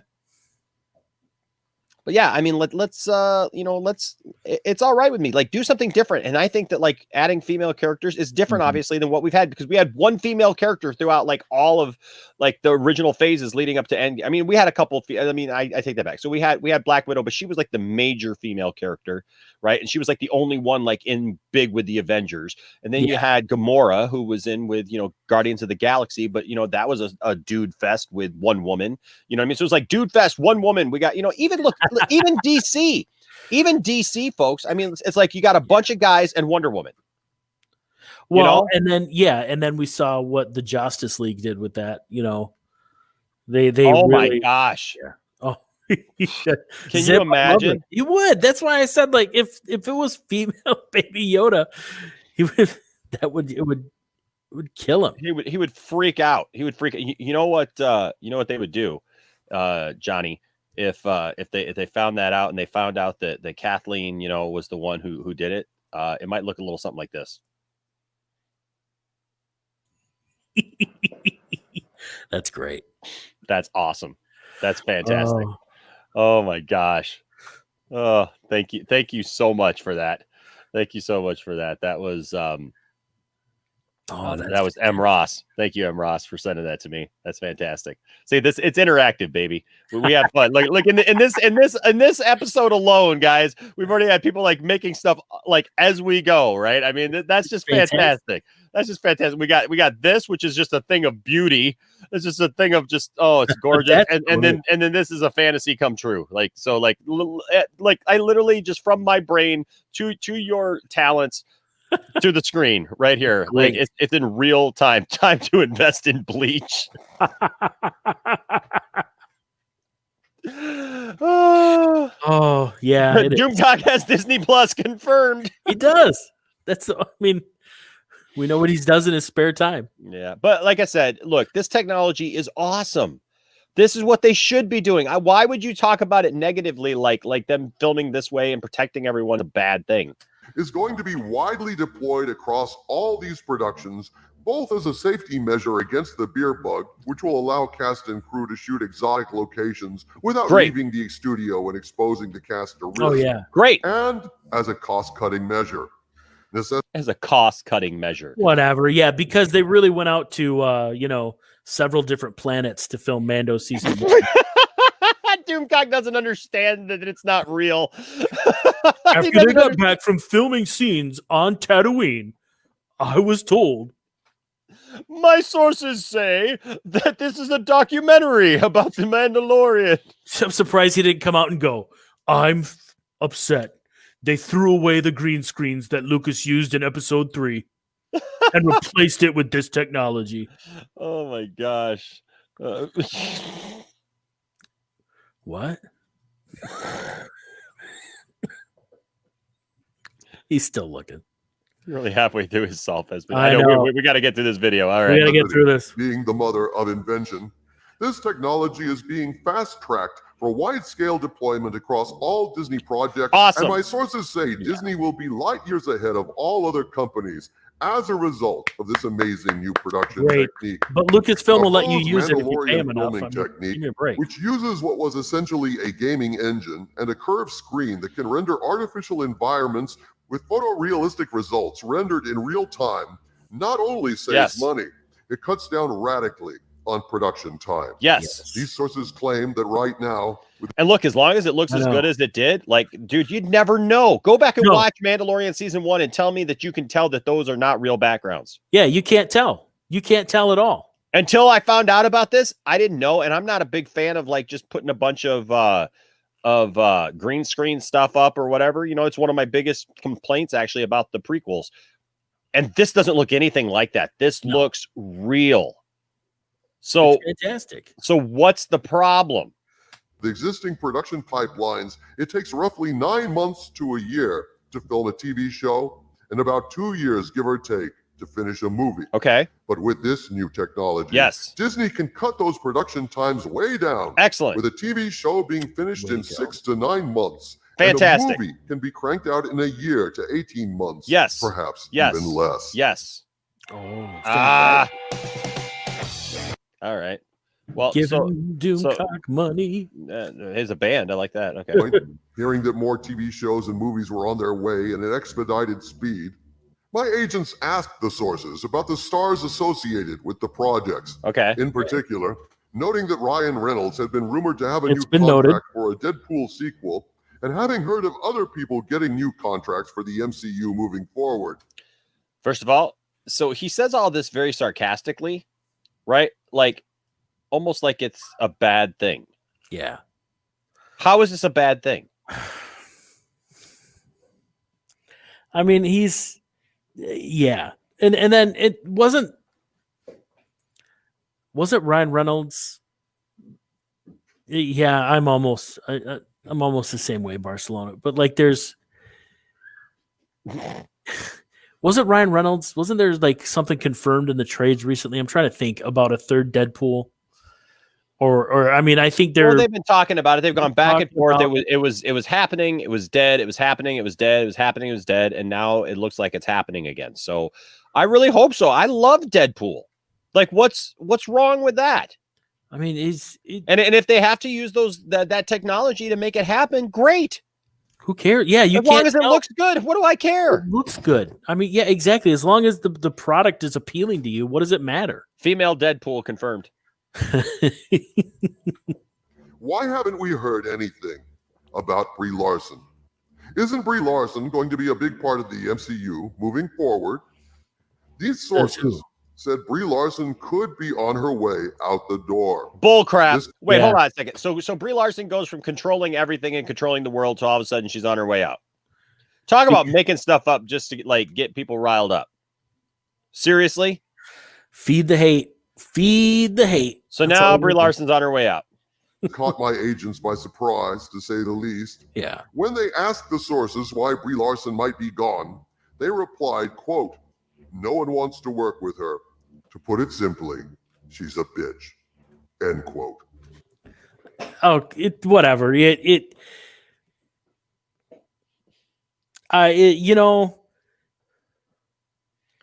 You know what I'd like to see? You know what I'd really like to see? Because hold on a second. Because this is so disrespectful. Like, look, I'm not a Brie Larson fan. Can I just say this? I'm not a Brie Larson fan necessarily. But here's the thing. I would love to see how he would react without his widow helmet on, actually talking in a room next to Brie Larson. Because I guarantee you, Doomcock, all these idiots, they come out against Brie Larson, Mike Zero, all these people who say all these things that hide behind their YouTube channels and they think that they're talking to a camera. These are real people. Look, I'm not saying that the woman isn't like hard to work with. I'm not saying that she isn't, maybe on the scene, maybe she's earned that. I don't know. But it's not for you to say because you don't have firsthand knowledge. I have my agents. Bullcrap. If your agents are so great, why don't they come out and say it? Yeah. Okay. If they got firsthand knowledge that nobody wants to work with her, you know what? Disney has a way of doing stuff. And you know what it's called? If they don't want to work with you, you're gone. Companies do that. That's why all this stuff with Kathleen Kennedy is stupid. For over 3 years now, people have been, Kathleen Kennedy's on her way out. Disney can't stand her anymore. Lucasfilm can't stand her. She's on her way out. She's not even being used. She doesn't have access to anything, and she's not in control of anything. Bull crap. That's not how companies work. You're gonna tell me that a company like Lucasfilm, owned by Disney, that they're going to hold it hostage for the last 3 years that people have been saying that Kathleen Kennedy's on her way out because you didn't like The Last Jedi and you didn't like Rise of Skywalker.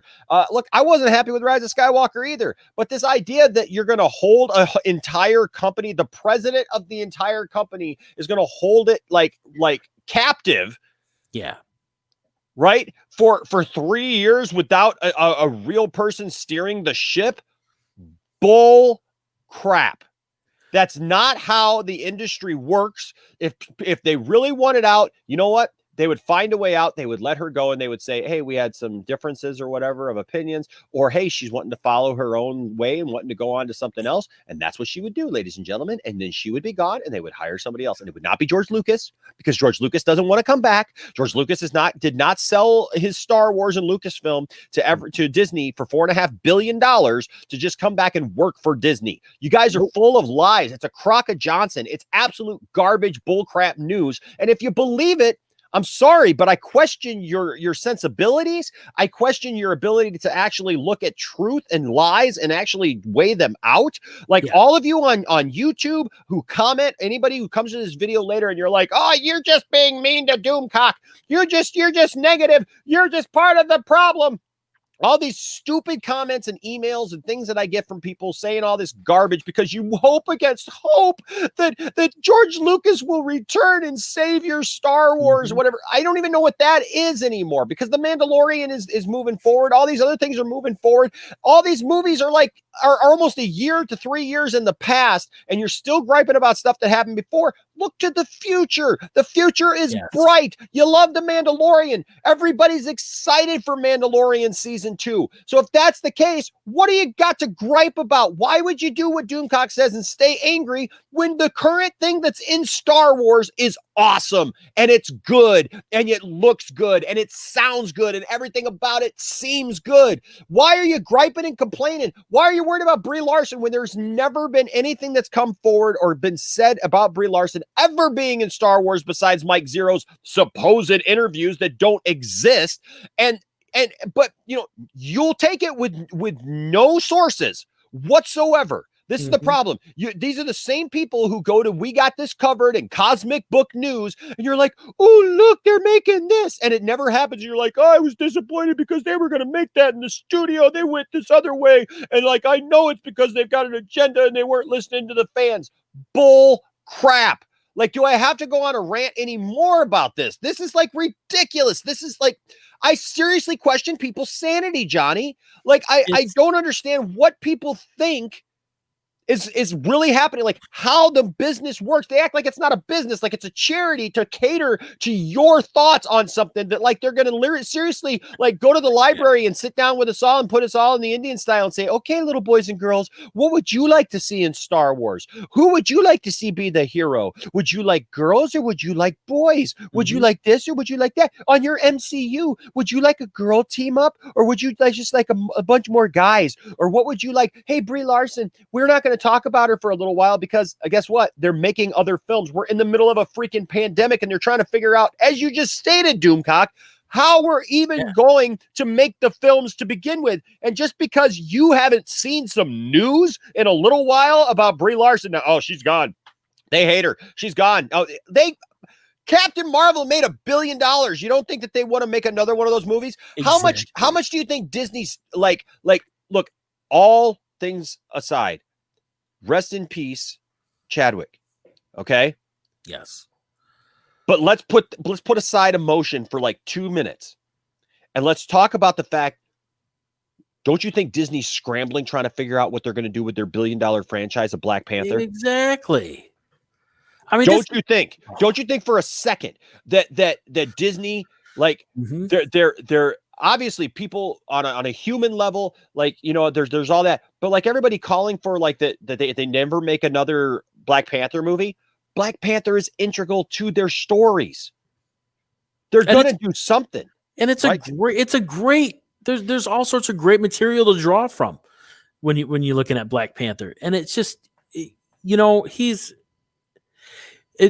all comes down to Doomcock summed everything up right there when he called her that word. I mean, it's just, yeah. Well, I do not like people. I just do not like it when people call women that. Like, no, I have a huge problem with that. He can say he's not a misogynist and he's not anti-woman, but then when he says stuff like that, he proves that he is, and that's the bottom line.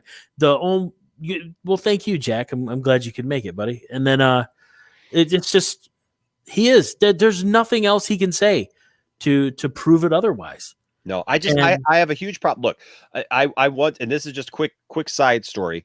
When I used to work at Kinko's, I worked at Kinko's for a long time. And when I first started, I was just a copy guy. And there was this guy who came in and he started calling his wife the B word. Okay. And he's like, oh, this B, this whatever. And I looked at him and I said, I'm done.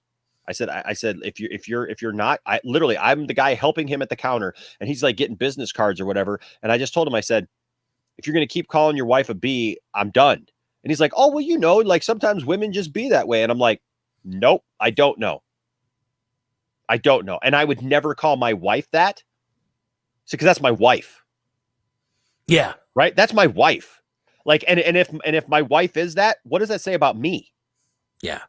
Right. So stop calling women all these names. Stop calling men all these names. Like, just stop with this dropping like derogatory things about people, because what does it say about you? Yeah. That's all I'm going to say. It just ticks me off. I'm sorry. It just has, it's straight up, just disrespectful. I think. Yeah. Lord Blaze, you're right. It is. I didn't even see your comment. I saw it just as I was saying it, but I agree. It's straight up disrespectful. Man, there's nothing else. Thank you, Zip Habit. He's thank you, man. I mean, Doomcock has no respect for anyone. He doesn't. It's sick. It's sad, and people will ignore the comment he just made. Yep. And the names he called her, just so they can try and piggyback on these made up rumors and get clicks and views. Yep. And here's the thing, Christopher, you're exactly right. When they figure out what they're going to do with Black Panther 2, everybody's going to want to go see that. Because they're going to want to see what they did. Captain Marvel 2, same thing. And Jack, I'm right there with you, man. I was raised by my grandmother. I have 2 sisters that I was raised with. I have 2 sisters that I wasn't raised with. And it's just, yeah, man, I'm sorry. I have a problem with that. And I think that it's absolutely disrespectful. And to flippantly say that, and he's not just reporting it here, ladies and gentlemen. He's not just saying, well, this is what they're saying. No, he's making it up. He's telling you that. Even if they said that that's why they don't want to work with her or whatever, because she's like, he's reveling in it. Just as I want to remind you all, we already have a show where he reveled in the fact that 28,000 Disney employees lost their jobs. Flat out reveled in it and said, look, I was right. And look, it confirms what I said. He reveled in the fact that real people lost their jobs. And now he's reveling in the fact that he can somehow claim or report that this is what she is, that she is hard to work with, and that she is a B word. I'm sorry. It's garbage. And this is where it goes from just being nonsense to being offensive. Yeah. And that's what Doomcock is. Is. See? He just said it, and then he thinks it's funny. He laughs about it. He thinks it's hilarious that they would call her that. Oh, my agents replied that while they had heard Brie Larson was, to put it delicately, not popular on the set of Avengers Endgame, they had understood that Kevin Feige was the reason Brie Larson was still Captain Marvel, and asked them if there was any truth. Because he was the one who directs the whole thing. Of course he is. What's the surprise in that? Like anybody, there was never an attempt to get rid of her anyway, so it's not like he whatever. Truth to that. I'm going to quote one of my agents directly and verbatim for the reply. According to this agent, quote, all they did was smile and say, not going to touch that, unquote. That's what she said. You may ask, how the hell could they? Yeah, that's what she said. Not going to touch that. Again, she's looking at him like, what the heck? I do like her better with long hair, though. I got to say, I like the long hair. That's just me. I'm a long hair kind of guy. But you know what? Every once in a while, there's like, I see some short hair and I'm like, Oh, I'm sorry. I just like females. Oh, that's why I married one. Yeah, I mean, yeah, I'm not scared of them. It's. I'm sorry, Johnny. I like this ain't me. This ain't me right here. I ain't hiding in the corner, baby. If the hot water's flowing, oh my gosh, you got to send me that one too. You got to definitely would. If the hot water's flowing, I ain't standing back in the corner, man. It's getting chilly over there, man. I want to be in the hot water. I'm just saying. We got to put that out there. Brie Larson. Isn't Captain Marvel 2 scheduled? Surely she has some kind of contract inked for that, yes? Well, now here's the interesting part. I've been hearing the rumor that Larson was wearing out her welcome for months, along with rumors that Disney had capitulated to Brie Larson's demands for creative control, and all female Avengers was now in her contract, various conflicting reports, and so on. So what is the truth? Anything that you don't say. Whatever. If those contracts are out there, there's nothing like that in there. So what if there's an all-female Avengers? It's an actual comic thing called A-Force. Exactly. Well, we can't say for sure. That's why I characterize these videos as rumors. And there you have it, folks. The grift. The grift. The bait and switch. However, the common thread running through these Brie Larson rumors is that she's a pain in the ass. Rumor has it, Marvel has been trying to get Captain Marvel 2 off the ground for a while now, but there's just one problem. No one wants to work with her or work on the movie. It hasn't even been on the slate, so to speak. You're so full of it. He's lying just to make you mad. Such bull crap. Yep, she's a B word. Stupid. I wouldn't see it anyway because it's got a woman in it. Yep. Yeah, exactly. And I'm sure he's got an LLC set up so that, you know, they could just sue that. I mean, it's just ridiculous. Man. Thank you, DC Talk with Extended. Appreciate that. Yes. Me too, Enosh. Love the long hair, right? I mean, come on. He is cringe. Definitely. Do with that what you wish. I guess there's just people who are scared of women. I didn't grow up scared of women, so man, just ridiculous. Giggity. All right. Sources Bring it say around all town. the cast are doing their best to get out of doing it for various reasons, including previous conflicts, fear of the beer bug, and so on and so forth. No. Likewise, we've been... So it's a bunch of made-up stuff and then probably a couple of real things. Just a bunch of made-up stuff, and yeah. Oh, and then there's the whole pandemic thing, so we gotta gotta wait. Yeah, and then Barker just put it in the comments. Yeah, Captain Marvel 2 is in phase 5. Like, she's supposed to show up in different stuff, but she's not supposed to show up until phase 5. So, like her solo movie. So whatever. Hey, Jordan's here. Jordan. So dude, this is what I need. So yes, Jordan is the hold on. my this thing keeps moving. So Jordan is the one who made this awesome little video here that I've shown. What are you supposed to be?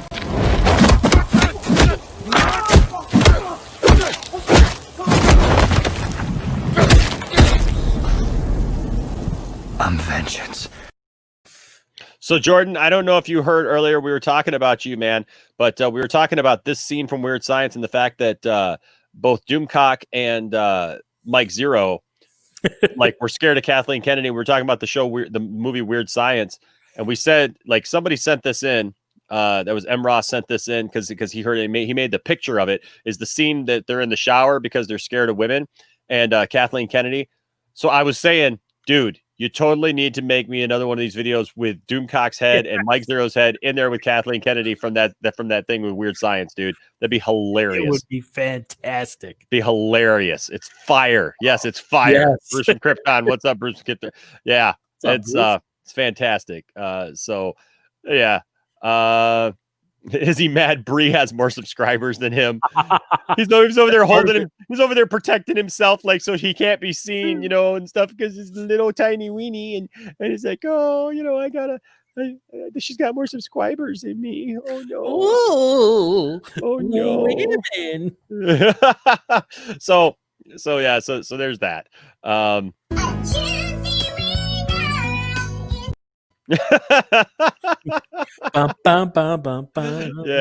Yes. Never rub another man's rhubarb. Okay, here we go. Been told Disney is getting tired of her demands, her attitude, Sure. everything. Like, we're getting tired of you. Well, I heard the rumor I'm about to share with you way back on August 2nd, but I decided not to report it until I had more information to help me decide. Really? So I can make it juicier. I didn't report it because I really just thought of it yesterday, and I needed some more time to actually put it together for this video. Might have any possible merit. Well, my friends, this is that info. So here's what I heard was being considered as a possible way to get rid of Brie Larson. Turns out it's not very difficult to do at all. A source told one of my agents. I guarantee I know what he's going to say, and I have not watched this video.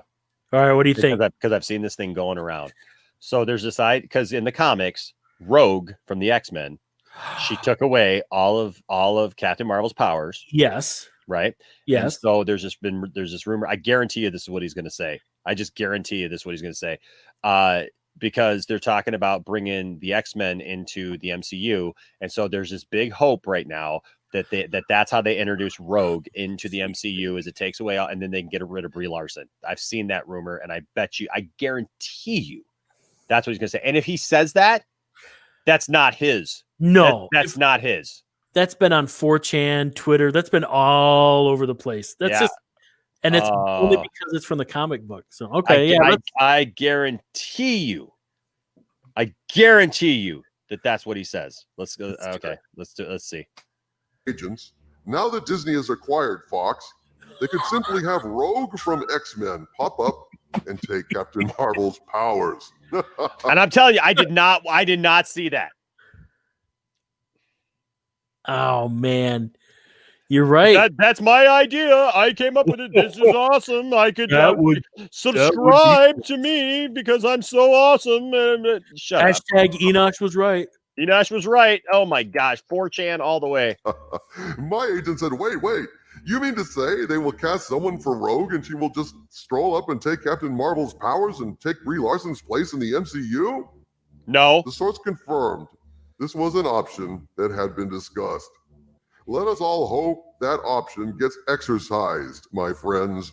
We can all use a little good news after this horrible year. A few other rumors I've heard over the course of the last 2 months. A source was repeatedly trying to get in touch with us way back before the beer bug hit with some information about the post-credit scene in Black Widow. My agents finally followed up on the query, and this is what we were told. And warning, this is a potential spoiler. Whatever. At the end of Black Widow, there's supposed to be a scene where Black Widow looks up at someone standing in front of her. All we see is the back of this guy dressed in one of the same time travel suits we saw in Endgame. Black Widow will ask, "Who are you?" And that will be the cliffhanger. The implication being they may bring Black Widow into the future, bringing her back to Phase 4 of the MCU. I hope so. I'd love that. I'd be fine with that, but here's another show I don't mind that Doomcock hates. Oh, he hates Lower Decks. I love Lower Decks, man. That's some of the smartest Star Trek in a while. It's funny. It's just funny. I'm sorry. Yeah, bringing her back to the MCU, whatever. Like, you know what?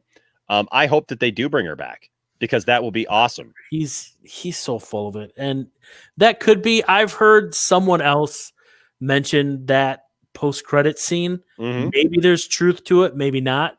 Yeah. But that movie's been in the can, so to speak, for a while. I'm surprised there's not more leaks. Yeah, there's more there's digital copies out there somewhere. Yeah, that people have seen. So like, come on, I don't. Whatever he can. I don't know. So full of it. I don't know, man. That's he's so full of, and he's gone beyond going for entertainment to just being outright disrespectful and just And I like what Barcelona says here. She's like, okay, awful. Like, what's the problem? Yeah. Right. Well, so yeah, Dawson, I mean, Dawson brings up a good point. Honestly, he says, I would personally hate that because it would negate the impact of her sacrifice. I understand that. I totally understand. But like, it kind of does that. They already did that with Tony, really. I mean, like if you look at Tony's like sacrifice at the end, like he doesn't really have to sacrifice because they can literally just get like another the way that they explain time travel at the end of that, and that's a whole other video. Trust me, ladies and gentlemen. But the thing is like literally all they had to do was go back to the moment that he invented time travel, and then they could have just brought that Tony in, and like they could have solved the whole thing, and nobody would have had to die. Yeah, that's the problem I have with Endgame is like it makes no sense. Like, so don't think that I'm just an MCU fan and I just take everything like whatever. But no, I know it would negate the impact of her sacrifice, but like I don't feel like she should have been the one in the first place. No, I feel like Hawkeye's character, the way and I wish they would have I mean, that's a whole nother video of what they could have, should have done, but it just her sacrifice felt a little too much in that. I mean, Cylon agrees. So I hate when movies discard previous moments and sacrifices. Yeah, I mean, it's just then her character arc meant nothing. Yeah. But see, that's what I think. I think they wrote her I think that they really thought that they could just write her off and that everybody would just be like, oh yeah, she sacrificed herself. That's fine. But it's like, no, heck no. We want more Black Widow. You're giving us the wrong characters. We want more Black Widow. That's the whole point. All friends, something of a Marvel Universe rumor roundup. I hope you enjoyed it, and I hope some of these rumors are false and some of them, like wishes, come true. From the center of the earth, this is Dictor Van Doomcock bidding you all, my friends. There's a neck. Stay angry. So there you go. Yeah, stay angry. Stay angry. That's the point of everything. Stay angry. Wow. So this one hit a new low for me, man.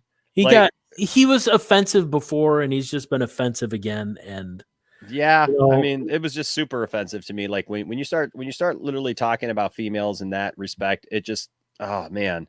I mean, as an entertainer, Doomcock can make some great stuff. He can be funny. Some of his jokes have been better than others. MCU, sorry, that's kind of funny. MCU, That is. That's a great play on words. But like, you draw the line when you start attacking people like that, and it's just for the sake of being rude, for being mean, for there's no reason for it. You will never find a more wretched hive of scum and villainy. We must be cautious. Exactly. Pretty much. But hey, you, what do you guys think? So this is all about, like, we all get together and we talk about this stuff for a reason. It's because he claims to be speaking for all of us, folks. He claims to be fighting the battle, as it were, for our myths, for our legends, for our nerddoms. And I just say this, Doomcock, you're not fighting for me. I'm fighting against you. I'm fighting against this idea that you're right, that your own ways are right. And I think that this is it's become a poison within fandoms, is that we can't see each other's different sides. That's why I encourage you guys to go watch. And actually, while we're here, I'll try to find it, because last night on the ambassadors channel, we had a great night of just nerding out. I mean, it was really fun. It was really fun. Mm-hmm. And we talked about stuff and we debated stuff, and it was great. I mean, it was really, really great. We had a really, really good time. And at the end of the day, guess what? It was fine. And we went our separate ways, and you know what? And it was all good. And I'm going to put a link to that episode, if I can find it here, down in the comments here, because here it is, Battle of the Rogues. And if you were not able to watch this live, I feel like if you're a fan of stuff, like if you like Batman, if you like Spider-Man, I feel like you'll really enjoy this. So I'm gonna put this here, Battle of the Rogues. How do you spell rogues? Rogues. There you go. The ambassador. Nice. There we go. And ambassador. Okay. So there you go, guys. There's the link. Go watch that. Nerdy was there. I was there. Zebrafed showed up. Zod Rider showed up. There's a couple of new guys that I hadn't streamed with before that were there.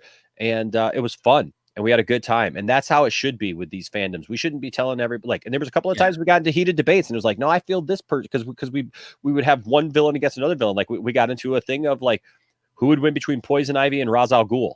Oh, okay. Who came out on top on that? Because it's got to be Ra's al Ghul. It's got to be Ra's al Ghul. No. Really? Actually, no. And here's why. Why? Here's why. And that's things, we debate this heavily. But like when you start thinking about like all the things that like have to do with it, like Ra's al Ghul, yes, he's an assassin, he's this and that, but he doesn't really have a power set.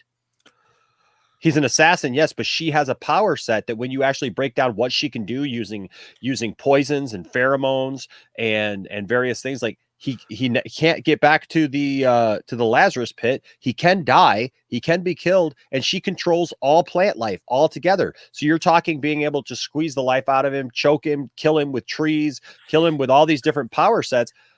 It's legit, dude. And that was what we came to. And like, yeah, a couple people came in and they're like, that's insane. That, how would that work? And we're just like, but there were a few of us, like by the time there was a couple people, like at first they were like, no. And then by the time it was done, they were like, yeah, you got to look at it. It's like, how in the world did she get so far in that round? You know what I mean? Like it literally came down. I think for the DC side, it was her versus Deathstroke.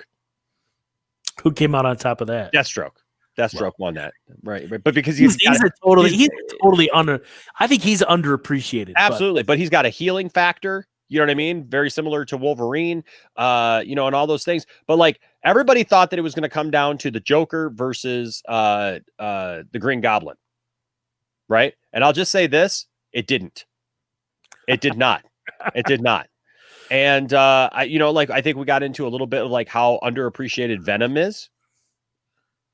Yeah, I think he's been... I mean, in the first round of that, Johnny, it was Venom versus Carnage. We totally did it. It was like a round robin thing. Like we literally pulled up the names, we put them in a random selector, and the random selector put Venom and Carnage next to each other. And like at the beginning, you would think, well, Carnage would win that, right? Because Carnage is a stone cold killer. But here's the thing: there's Crazy involved. And you're going up against Crazy with a creature who is systematically thinking, right? So that's what I'm saying. That's the kind of conversation we had. And even just now, Johnny, look at the passion that just came out between you and me just now. I know. Just talking about this, right? And so that is freaking awesome. And that's how this should be. Exactly. Right? That's how this definitely should be, folks. It should not be all this other stuff. And this, I totally agree with the statement by Layla. Layla, by the way, I don't believe we've met. Layla, thank you for being here in the Poindexter Lounge. I love the fact, I love your icon there. It says Doomcock, Jeremy, and Anna are what's ruining fandom. Whether or not you're talking about Jeremy from Geeks and Gamers, which I think you probably are, or Jeremy from the cornering, like it's ruining fandoms. They're literally just harping and like piling up on people and ideas and things and making it sound like it's you and me. And here's the thing: their supporters are very vocal, and that's why they've got a lot of them on the Opstart, right? Like they've got all of these subscribers, and but it's YouTube. It's not real life. The average person who goes to Galaxy's Edge just goes, "Oh, this is cool. I'm at Star Wars." Anna goes to Galaxy's Edge. Jeremy goes to Galaxy's Edge, and it's, "Oh, I hate this. This is awful. Everything is horrible." They're the ones with the agenda. They're the ones with the agenda. Exactly. I took my wife, Tiffany, to Galaxy's Edge, and the way that I surprised her, you can actually find this here on the channel. It's back from February. I showed her Anna, that Star Wars Girls video where literally she gripes and complains about Galaxy's Edge for an hour and tries to say that they're a bunch of almost like that they're pedophiles and stuff like that, because they had grading where like you're one above the other, just like you go to an amusement park, right? And there's, grading stairs and everything as you get up to the ride and everything. So when you waited for the Millennium Falcon ride, you got people at a lower level because it's a big, huge line and it goes around and it goes up to the place. And she's like, "What? Don't let your daughters wear a dress here." Well, first of all, you're at Disney. Why is your daughter wearing a dress? Like, you know what she wore? She wore literally like a little cocktail dress to Disney, a black cocktail dress to Disney. I mean, come on, really? And so I get. She's like, "Yeah, because then perverts can look from underneath up your daughter's skirt." Like, thanks, Disney. It's like, okay, you know what? So they changed that. They did change it. They put in flooring, and that's great. That's awesome. But you know what? Man, I'm so sick of this. I'm so sick of these people getting attention. I'm so sick of these people like making crap up and then making it out that all fans feel this way, because all fans don't feel this way. Look, we got other people. They're like Alex Jones. They're the crazies. Yeah. And look, I don't even care about like their political views and stuff. Charles hit it. They're grifting. That's what you've been saying, Johnny. It's a grift. It's a big, huge grift. It really is. And the thing is like, political ideas aside, because look, I know good people on all political sides, right? And the thing is the problem is these people are trying to play into your fears. Yes. They're trying to play like, "Oh, it's going to be an all-female Avengers." Yeah, because they're just going to totally get rid of guys because they don't, and that's what it's just going to be. Shut up. I'm sorry that they added 6 women to the whole lineup of Avengers, and characters who've always been there. And like this video, him complaining about A-Force and saying, "Oh, now they're making something called A-Force," like it hasn't been a thing, like it hasn't been around this whole time, whatever. What's up, Jeff Lafelty? Good to see you, sir. Yeah, and so it's frustrating when we as fans see this stuff, and I'm glad that people are standing up against this. I'm glad that people are saying, "You know what? No, enough of this. Let's see. The only problem I have with Jane Foster is new Thor in comics. She becomes a Valkyrie. You just don't become Valkyrie. You are born as one. And those are good points. And those things are things that are great to be debated. Right. And like my problem with Jane Foster is not necessarily Jane Foster becoming Thor in the movie. It's my problem is more with what's her name? Who plays the character? With Natalie Portman. Because Natalie Portman didn't want anything to do with Thor anymore. She had a lot of negative things to say. So I would be like, you know what? That's just not great. Exactly. You know what? Thank you, Charles. Thank you, Charles. Thank you, man. I appreciate that. Layla says also I didn't expect for my comment to show up. Thanks. Absolutely. See, that's what we do here on the channel. We talk all about you guys. Look, it's all about you guys, and that's what I love. I love when people have great comments to make. We're going to put them up. We don't hide behind paywalls or different things like that. Look, we just love everybody, and we support everybody, man. If somebody gives a super chat, we're like, yeah, awesome. If somebody doesn't give a super chat and makes a great comment, guess what? We're gonna go. Too. Hey, you know what, Christopher? Look, I went to Galaxy's Edge. Tiffany and I built our own lightsabers. It was awesome. You can find that video here on our channel as well, because we put out the anti-video to Anna's video and showed our entire day at Galaxy's Edge and how fun it was. And we showed the ceremony that they have literally when you make your lightsaber. It's fantastic. And guess what, folks? They talk about Luke Skywalker. Oh, they talk about Luke, and it's Yoda talking to you, and it's oh my gosh, right? Like, come on. Like, it's just dumb. It's just dumb. You know, they just want to make something up, basically. They're mad that they added 6 beautiful women that he can't get. Pretty much. Yeah.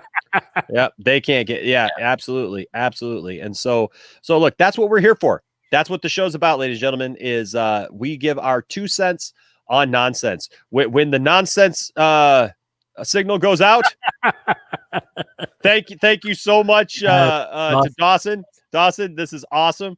When the nonsense signal goes out, Johnny and I are right there to put a fist right in its face and say, nope, we're going to give our 2 cents on nonsense. And then Mike Zero and Doomcock can go hide in the corner. So great. Watch Kathleen Kennedy take a shower. That's just fantastic. You guys are awesome. And Benson. This one's awesome. That one's great. You know what I love is we started this thing, and by the time we're done, like, we got like all these things sent to us, and in real time, folks, we put them up. Yes. And so that's just awesome. That's just awesome. Oh, Benson, look at Benson's. Look at that. Benson's up here with a super chat. Thank you for the £5. Saying send us some love from the UK. Sadly, clickbait is becoming a major issue in our community. Signor is running with Spider-Man exclusive. I know. Yeah, and that's just. But you know what? Sony shot him down. I haven't commented on a Signor video in a while, but like his thing, he's like, I have absolute confirmation that all the Spider-Men are going to be in the movie. This is happening. And then literally the next day, Sony's like, yeah, it's not happening. They're like, it was kind of like the Snyder Cut thing where he's like, I have absolute sources in WB that say that the Snyder Cut is not happening. And then Zach's like, hey, by the way, coming 2021. Yeah, the Snyder Cut. Yeah. The YouTuber who shall not be named was like, yeah, there's never, ever, ever going to be a Snyder Cut. And then it's like, by the way, here's the Snyder Cut. Yeah, there it is. They're going to serve it right up to you. They're just, yes, man, Christopher, it is an awesome ceremony. We had an awesome lady. If you watch it on our channel, like literally, it's a great video. Just look up Galaxy's Edge Poindexter Lounge here on YouTube. You'll find it. It's an awesome day. It literally chronicles our day. And then at the end of the day, because at the end of the day, we scheduled, the park closes at 8. We scheduled our lightsaber build for 8:30. And I'm telling you right now, it was awesome. It was nighttime to just see the Millennium Falcon. If you're a Star Wars fan and you see the Millennium Falcon and you can't go, I just had a moment. Like literally, when we were walking around the corner to see it for the first time, I pulled my wife to my side. I gave her a big hug. Look, I understand it's not real, right? But I'm a huge Star Wars fan, guys.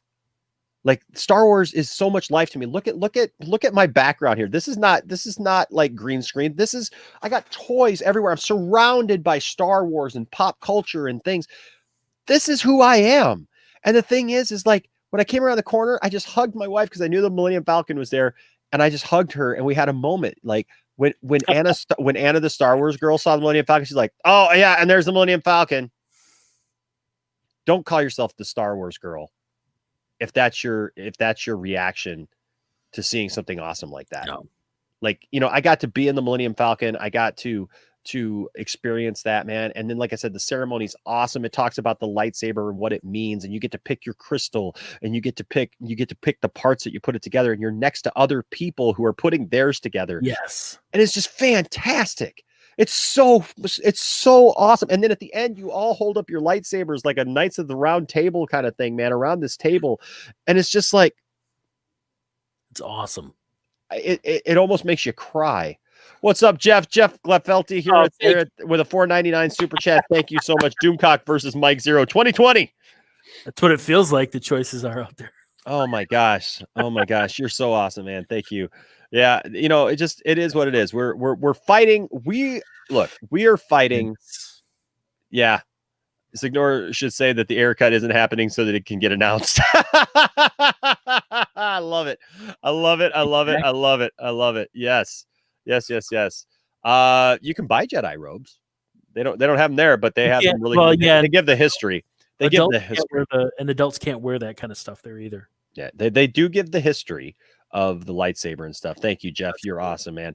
Yeah, you know what? That's the thing. Like, there are people who say they're fighting for your fandoms, and then there are people who are real, and that's what we're trying to be, guys. We're just trying to be real. We're trying to put out there what is truth, what is not. And I don't know, Johnny, what are your final thoughts on this video, man? Doomcock has shown his true colors again. That he's now crossing from just, you know, silly rumors to just malicious name calling, outright ridiculous behavior.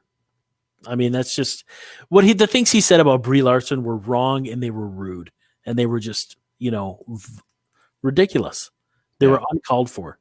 And so that's, you know, my final thoughts on this are he's shown us his true colors. He's no longer funny. He's just, you know, vile. Yeah, no, I agree, man. I agree. And that's the thing. And so we're always going to be here, folks. Whenever the nonsense call goes out, we will be here. Johnny and I standing for truth, justice. In the sensical way. And a what? The sensical way. In the sensical way. I love it. Villains beware. Whoa. All right, guys. Hey, thanks to everyone who joined us today. You guys are awesome. Don't forget, we do the free comic book giveaway here every week, and that'll be coming up. Somebody did answer the question in the chat, but we do give away a free comic book every week, literally sent to you courtesy of the Milee Store here on eBay. And here on eBay, I should say, because we're not on eBay right now. We're on eBay? Yeah, we're on eBay too. We're all over the place. We're simulcasting everywhere. Actually, we're on Twitter right now. We're on Facebook, wherever you guys joined us. Thank you. But yeah, a free comic book. You can literally get a free comic book from us. All you got to do is answer the nerd question of the week. This week's nerd question is, who was the original pilot of the Blue Lion on Voltron? It's as simple as that, folks. You just answer that question, and you get it, and you get put into the running. And then, of course, the Milee Store, they've got all kinds of different stuff. They got regular stuff that you could just buy. They've got also nerdy stuff. They got toys. They got everything, and you get 10% off your purchase of toys, or 10% off your purchase if you mention the Poindexter Lounge, or toys buy two get one free. And then Benson's, who supported us earlier, Benson's has a channel or a store in the UK, and I don't have that up right now, but search up Benson's and you can find that. Also, don't forget, we do have t-shirts. We got take two of these and don't hold me responsible in the morning. Love that one. It's got some salt on there. And then, of course, we've got Zero Credibility. Love that one. And you can find those at our Teespring. All those links are in the description below, and it's fun stuff. Also, we got memberships. I see a lot of people with the new member shield, and so sign up for memberships. You get all kinds of different perks and different fun stuff that we do behind the scenes, and we're grateful for you. And so we want to give back a little bit. You can even get personal streams where we actually just talk one-on-one, nobody else, so you can ask all your questions. You can have fun. We can get together. And also, we do have even up to, you get a t-shirt every month. Like that's really what it is. And so we got all kinds of stuff for everybody from every level. And like I said, we never ask anybody for anything. We're just glad to have you here. And so thank you for being a part of the Poindexter Lounge, because honestly, honestly, that means more to us than anything. Is just watch the streams, watch the videos that we make. Honestly, now Layla says, honestly, now I'm compelled to draw a picture of Captain Marvel punching the Phantom Menace. Jeremy from Geeks and Gamers in particular. Hey, if you do that, please share it with us.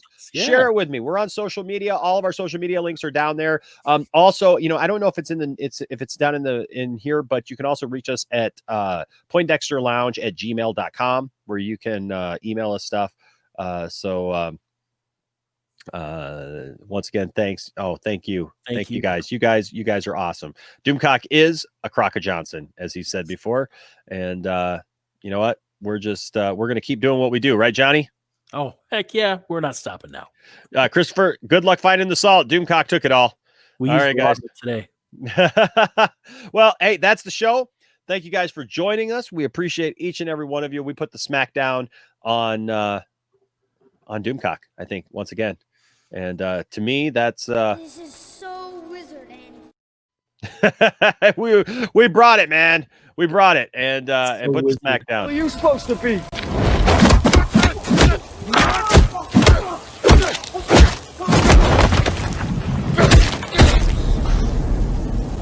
I'm vengeance. McClunky.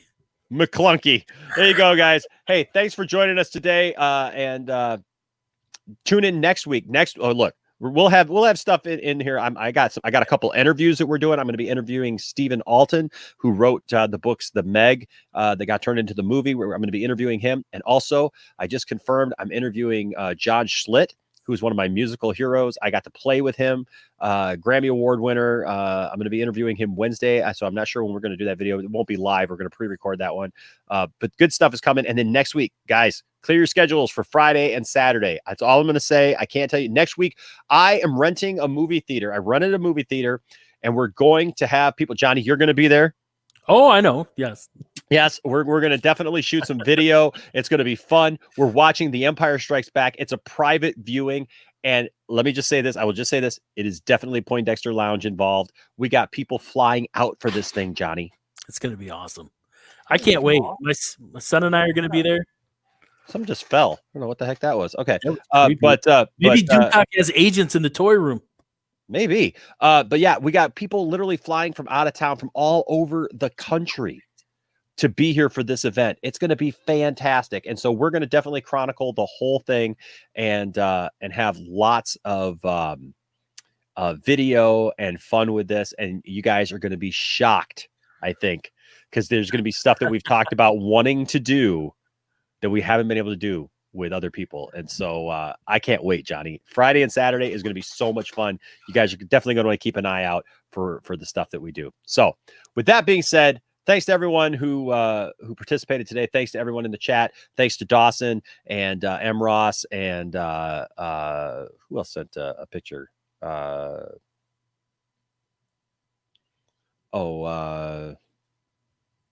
trying to think of who else sent something. We got a lot of stuff today. So Sid said something else, didn't he? John Murdoch. Oh my gosh. I got to show this. This is fantastic. This is how we will end the show. Yes, because Mr. Murdoch he put this up and I didn't even see this, but Mr. Murdoch John Murdoch has been putting stuff up. By the way, go find his channel. His channel is great too. He's got a great intro. He's got the Saturday Night Live intro, dude, that I absolutely love. So this is the perfect way. I'm getting all these pictures now to add to our drops and our things. So guys, this is fantastic. Thank you to everyone who has participated. Thank you to everyone who gave a super chat. You guys are fantastic. I don't think we got any new members this episode, but that's all right. It's always there. Like I said, there's everything from a little to a lot, and every little bit helps. You guys are all fantastic. You're great. I leave you with this image.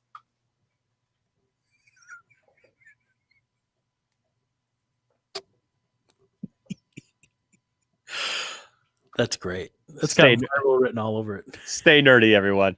We'll see you guys next time. Don't let anybody tell you that your fandom doesn't matter. Don't let anybody tell you that what you like doesn't matter, or that you're wrong for liking it, or that you don't know the property that you don't know Star Wars, you don't know comic books, you don't know whatever. Look, you keep loving what you love.